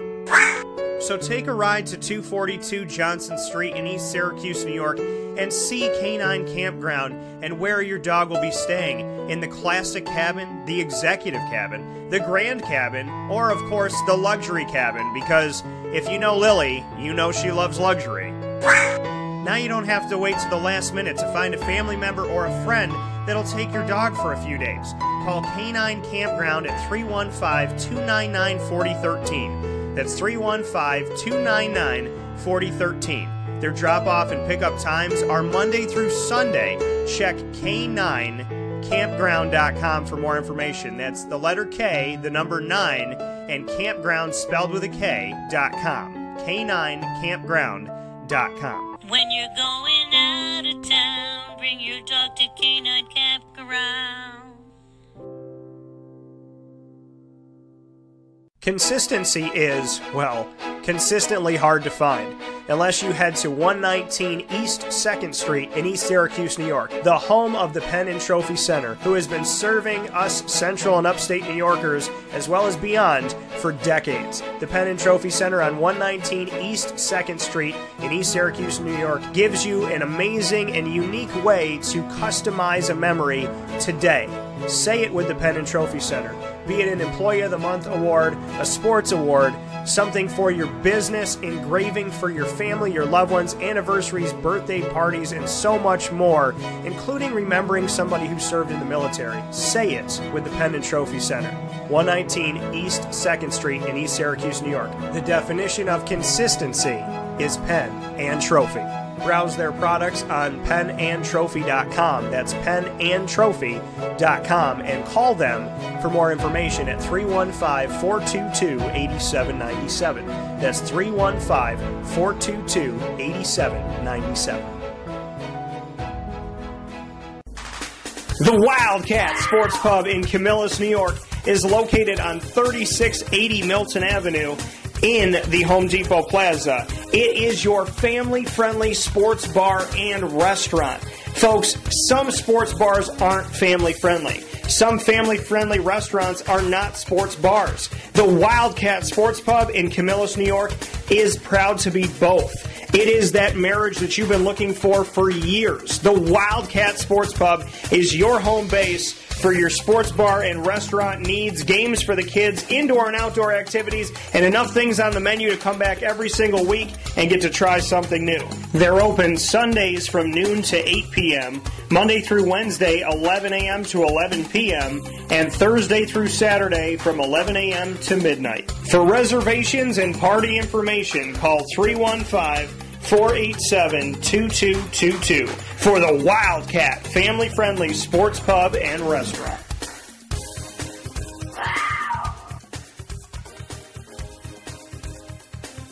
Get Hilton quality service at the most affordable price at True by Hilton Camillus, located right next to Costco in Township 5. True by Hilton Camillus offers you their signature Top It breakfast bar with over 30 different toppings to personalize the most important meal of the day. All complimentary with your stay. For reservations and information, call 315-314-8676. That's 315-314-8676. True by Hilton Camillus. Hilton quality service at the most affordable price.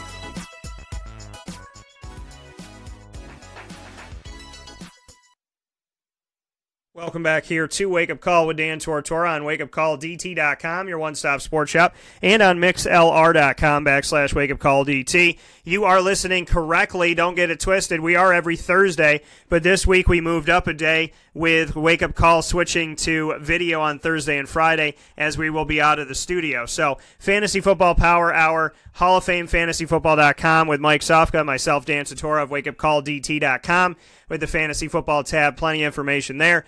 Brought to you by the Wildcat Sports Pub and the Penn and Trophy Center. Mike and I are going to run through these games for you right now. Broncos at the Jets. Mike, what do you got? Yeah, I like the Broncos in this game. I think you can't rely on either quarterback, though. Both are bottom of the barrel quarterbacks in Darnold and Keenum, so I would try to stay away. On the running back attack, Powell and Crowell are going to take from each other, but Royce Freeman and Philip Lindsay are going to kind of do the same thing, but both of them appear to be, I think any one of those four running backs are running back threes, so all four of them are running back threes. And on the wide receiver front, they go as the quarterbacks go. Quincy Enunwa seems to be the preferred target of Darnold, and, I like him the best over Robbie Anderson or Jermaine Kearse. Terrell Pryor's been dinged up and hasn't shown up. Tight ends haven't been showing up in New York and in Denver. Jeff Auerman looks like your option at tight end, but I don't think you can play him. The guy I like the best, though, is Emmanuel Sanders. I think he outshines Demaryius Thomas. He's the 2/3, and we're waiting. They're trying to get the ball to Cortland Sutton. It just hasn't really, happened for him like it's happened for some other rookies throughout the league. So there's some spotty guys here in this game. Just be cautioned. You're not going to score a lot of fantasy points in this one. No, I would agree with you on this one. I'm taking the Broncos in this game as well. So, ultimately, like you said, Royce Freeman, Philip Lindsay on one side for the Broncos. I don't like any of the Jets running backs. Isaiah Crowell, he was figured out after week one what he did against Detroit.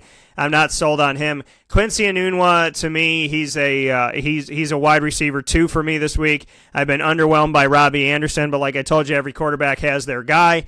And on the other side of it, Demaryius Thomas and Emmanuel Sanders just haven't put it forward. Cortland Sutton's another weapon. Case Keenum's got to figure out how to get the ball to these guys. In the meantime, Royce Freeman and Philip Lindsay, the only guys I would suggest you play, but only if you have a couple guys ahead of them. Next matchup up that we had, I'm taking the Broncos. Next matchup up is Falcons at Steelers. What do you have for this? Yeah, I like the Steelers in this game. They're going to be led by the number 1 quarterback in fantasy this week in Ben Roethlisberger, even though him and Antonio Brown aren't seeing eye to eye. Up, they're missing guys, and he's going to have a field day, and he's going to put up some fantasy points. And, Matt Ryan is a lot better. He's the number 2 fantasy quarterback this week on my rankings. So there's the top 2 quarterbacks right there. Plenty of fantasy points for you, and plenty of fantasy points from James Conner, number 4 on my rankings. Definitely an RB1. And Devonta Freeman's supposed to be back this week, but I think they're going to bring him in slowly. I think Tevin Coleman's going to actually out-touch him. So Tevin Coleman's your running back 2, and Devonta Freeman's your running back 3 this week. I think on the receiver front, they're trying to make a conservative effort to get Julio Jones some touchdown looks and get him some more targets. And Calvin Ridley's been the touchdown machine, leading the league in touchdowns. If you're in a touchdown-only league, he's a must-start. But I think Julio Jones is your wide receiver 1. Calvin Ridley's not far behind as wide receiver 2. And Mohamed Sanu is back as well, so that's exciting. If they could just get Austin Hooper more involved, that would be a great thing for Atlanta. And then, you look on the other side of the ball there for the Steelers. How about Vance McDonald? Just stiff-arming people, throwing them down to the ground. Jesse James as well. Antonio Brown, he's, of course, going to be a wide receiver 1 for you. So there's going to be some fantasy points in this one. Should be an exciting game. Should be a lot of points because the Steelers' defense is having trouble as well. And, again, I like the Steelers in this one. Yeah, this game could go either way. The Falcons don't play defense. The Steelers don't really play it either. I'm going with the Falcons in this game. I like Matt Ryan in the game. They're going to have to try and outscore each other. Tevin Coleman, I like him as well. And Julio Jones, you got to give him a look. And potentially Calvin Ridley as a flex guy. On the other side, Ben Roethlisberger, James Conner, Antonio Brown, and Juju Smith-Schuster. They're hard to keep off the list, but they got to figure out how to get more to them. Good defenses, and not that Atlanta is, but they're keying in on these guys because they know that Le'Veon Bell's not there. James Washington is a flex guy for me this week. I think he could find his way into the end zone. Next one up is the Giants and the Panthers. What do you have for this? Yeah, I really like one quarterback in this game. That's Cam Newton. He likes him some Cam, number 3 on my ranking. Eli, not so much. Number 27 on my ranking this week. And then when you go to running back, I think both running backs, that the Christian McCaffrey and Saquon, those are running back ones, definitely. Wide receiver, you got to have Odell. I know they've been struggling to get him the ball. He's been letting his frustration show on the sideline.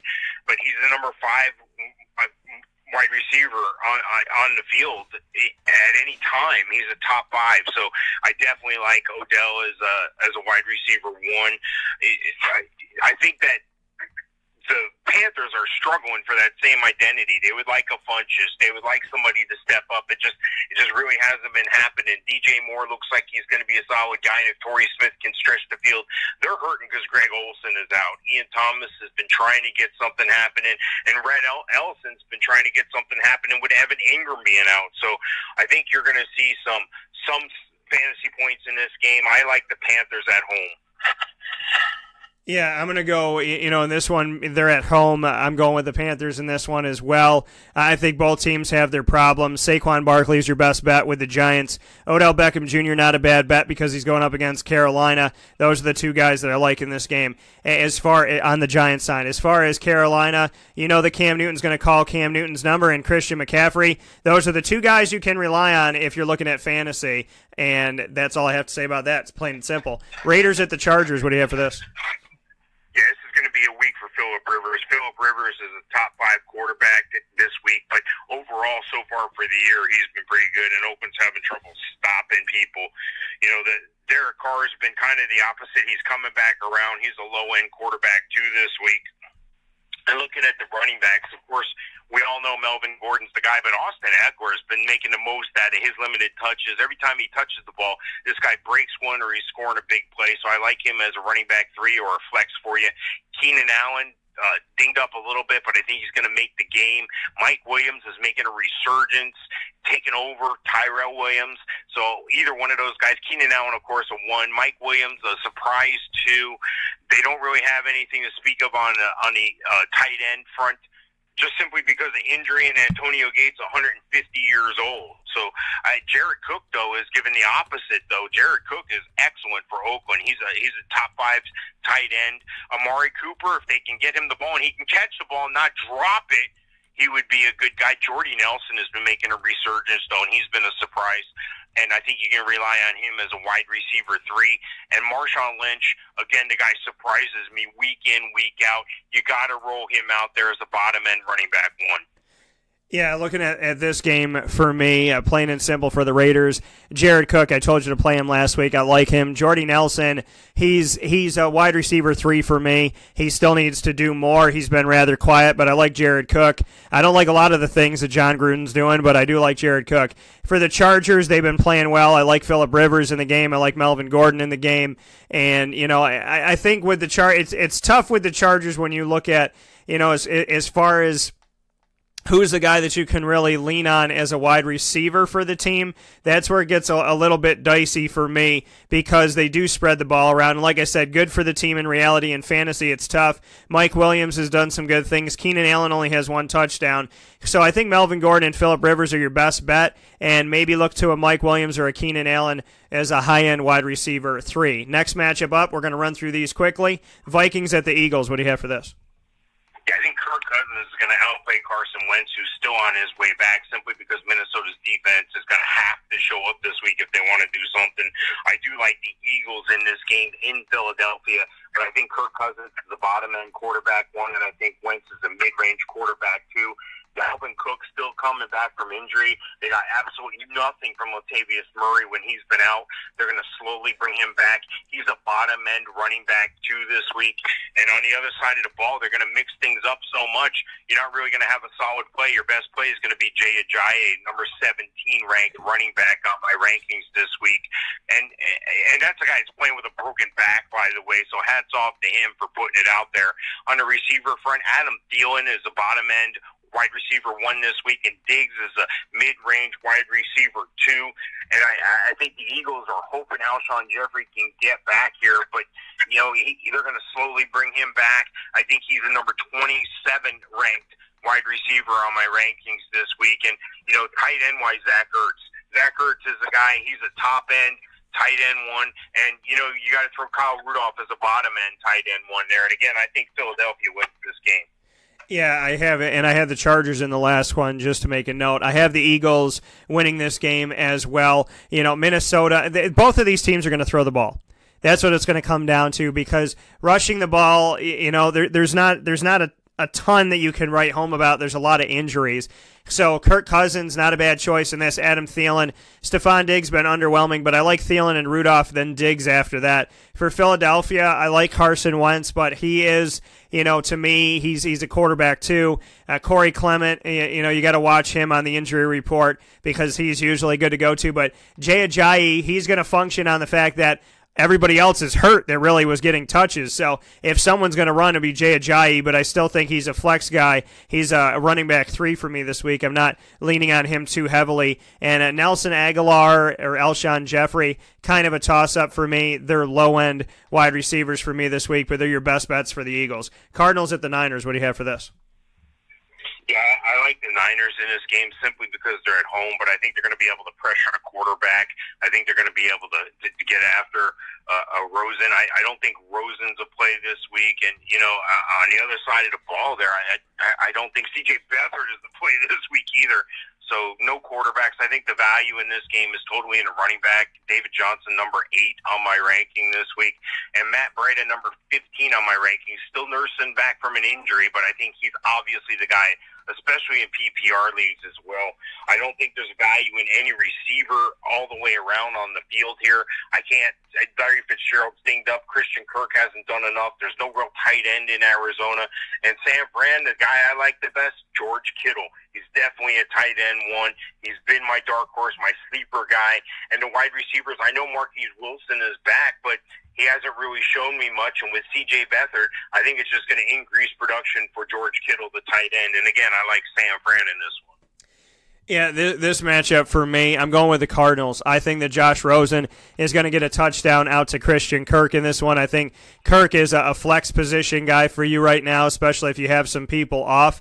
So I'm not against putting him out there by any stretch of the imagination. But, so I do like Christian Kirk in this as a flex guy. I wouldn't put Rosen out there as my quarterback, but I'm interested to see what he can do. David Johnson, it's hard to keep him out there, but he is a running back too with this offense not really clicking right now. San Francisco, for me, there's obviously a lot to be said about the injuries that have happened. C.J. Beathard's better than I thought he was, but I would look to Matt Breida in this game. And the wide receivers, there's really nobody I trust, so I'd have to lean on George Kittle as well.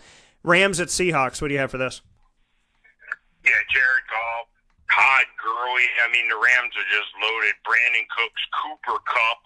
Any one of these guys are number ones in their position here, so you can start these guys. I think the Rams are going to win. I think they're going to win big in Seattle. I think Russell Wilson is the guy that you can count on as a quarterback, too, simply because he always finds a way to get something done. But Seattle's been struggling running the ball. Chris Carson seems to be the guy, but then he gets dinged up. Mike Davis comes in, and I think that's an anomaly. Don't invest heavily in Mike Davis. I think Chris Carson's still going to be the guy. It's just he's going to be coming back slow. He's a number 33 ranked running back for me this week. And wide receiver-wise, I think Doug Baldwin's supposed to be coming back. Tyler Lockett's been holding his own in his absence, though. And, you look on the other side of the ball, like I said, the Rams just have it all across the board. Outside the tight end position, they're just loaded. And their defense plays real well as well. So I think the Rams are going to continue to roll, and they're going to win this one in Seattle. Yeah, I got the Rams. Seattle can't really do much of anything away from home. They did find a way to pull one off against Arizona, throwing Josh Rosen in there late. But I don't think that this Seahawks team is a good team. There's obviously a lot of issues going on. Case in point, Earl Thomas when he went off the field. So I like Jared Goff in this. I like Todd Gurley, Cooks, Woods, and Kupp. I like them all in this. Tyler Higbee, not a bad tight end, too, in my opinion, as well. For Seattle, Russell Wilson is somebody that you could potentially look to. I think he's a quarterback, too, this week, and I'm not really sold on any of their receivers, maybe a Doug Baldwin or a Tyler Lockett, but I don't like their rushing attack. Final 2 games, Sunday Night Football, Cowboys at Texans. What do you got? Yeah, Texans have a porous offensive line. Deshaun Watson is leading the league in sacks and hurries. I think he's been hit like 68 times, leading the league. It's just atrocious. But you know, he's a consummate professional. Big crackback block on a run with the wide receiver there in DeAndre Hopkins with the big run play around the end. So Deshaun Watson, you can play him. He's a quarterback one. Dak Prescott, not so much, but that's because of the pieces around him. Ezekiel Elliott is a must start. Lamar Miller, not so much. He's a running back two, bottom end running back two at that because of the poor line play. And at receiver, I definitely like DeAndre Hopkins. He's still a wide receiver one, and Dallas is searching for that wide receiver. I don't even think they have one on the roster. Maybe they signed Dez Bryant back. And, you know, tight end, I don't see a tight end on either side that's really doing much right now. But I got to go with the home team here in the Texans. Yeah, I'm going with the Texans in this one. Plain and simple, Ezekiel Elliott on Dallas' side. They need to make the phone call. They tried to do the whole, we're better than you, the grass is greener on the other side. We don't need you, Dez. And, yeah, they do. They desperately need Dez Bryant right now. So Ezekiel Elliott is worth the play. On the other side of it for Houston, DeAndre Hopkins and Will Fuller are worth the look in this one. I don't know, Deshaun Watson to be a starter for you in this game, maybe a quarterback too. Final game, and I'm picking the Texans. Final game, Redskins, Saints. What do you have for Monday Night Football? Yeah, I like the Saints in this one. They've always played well at home. Redskins have been surprising people, but you got to go with the Saints. And, you know, the Saints, of course, are led by Drew Brees. You know he's a top quarterback. You definitely have to start him. Alex Smith is kind of middle of the road. He's a top-end quarterback, too, for me this week. And you know, at running back, Alvin Kamara has been huge, but Mark Ingram's coming back this week. I still like Kamara as a 1. I'll take Mark Ingram as a bottom-end 2, high-end 3 as they slowly get him back into the mix. Washington's searching for that running back identity with Adrian Peterson being dinged up a little bit. Chris Thompson's going to have to step up more. I don't like either one of those guys as more than a running back 3 this week. And the same thing for receivers. You know, Crowder's got to step up. Paul Richardson's got to make something happen. Josh Dotson and Jordan Reed, he's still healthy and it's week 5. I think you can roll him out there as a tight end 1. And the Saints, well, the Saints just have one of the top receivers in the league in Michael Thomas, but he was all but shut out last week. So I like Michael Thomas again as a low-end wide receiver 1. Ben Watson, Josh Hill, not so much in the tight end position, so be wary there. And again, I like the Saints at home. Yeah, I like the Saints in this game. Adrian Peterson, this is revenge against the Saints, so look for him in this game. Also look for Chris Thompson. Wide receiver-wise, really nobody I'm sold on in this matchup for the Redskins. For the Saints, I like Drew Brees in the game. I like Alvin Kamara, Mark Ingram coming back. He's at least worth a flex for you. Michael Thomas as well, and that's how it goes. Mike, as always, I appreciate it. Hall of Fame FantasyFootball.com is where you can find him 24/7, 365. Thank you as always, and I look forward to talking with you soon. Sounds great. Thanks a lot, Dan. Talk to you next time. Take care. Happy fantasying for everybody out there. We'll be on video on Thursday and Friday as we will be off the air live here on mixlr.com/wakeupcalldt until after Columbus Day. So you'll hear us on Tuesday, October 9th. We can't wait to talk with you then. God bless. In the meantime, make sure you go to facebook.com/wakeupcalldt, youtube.com/wakeupcalldt to watch our videos, as well as on Twitter @calldt. God bless you. Be well and have a great day.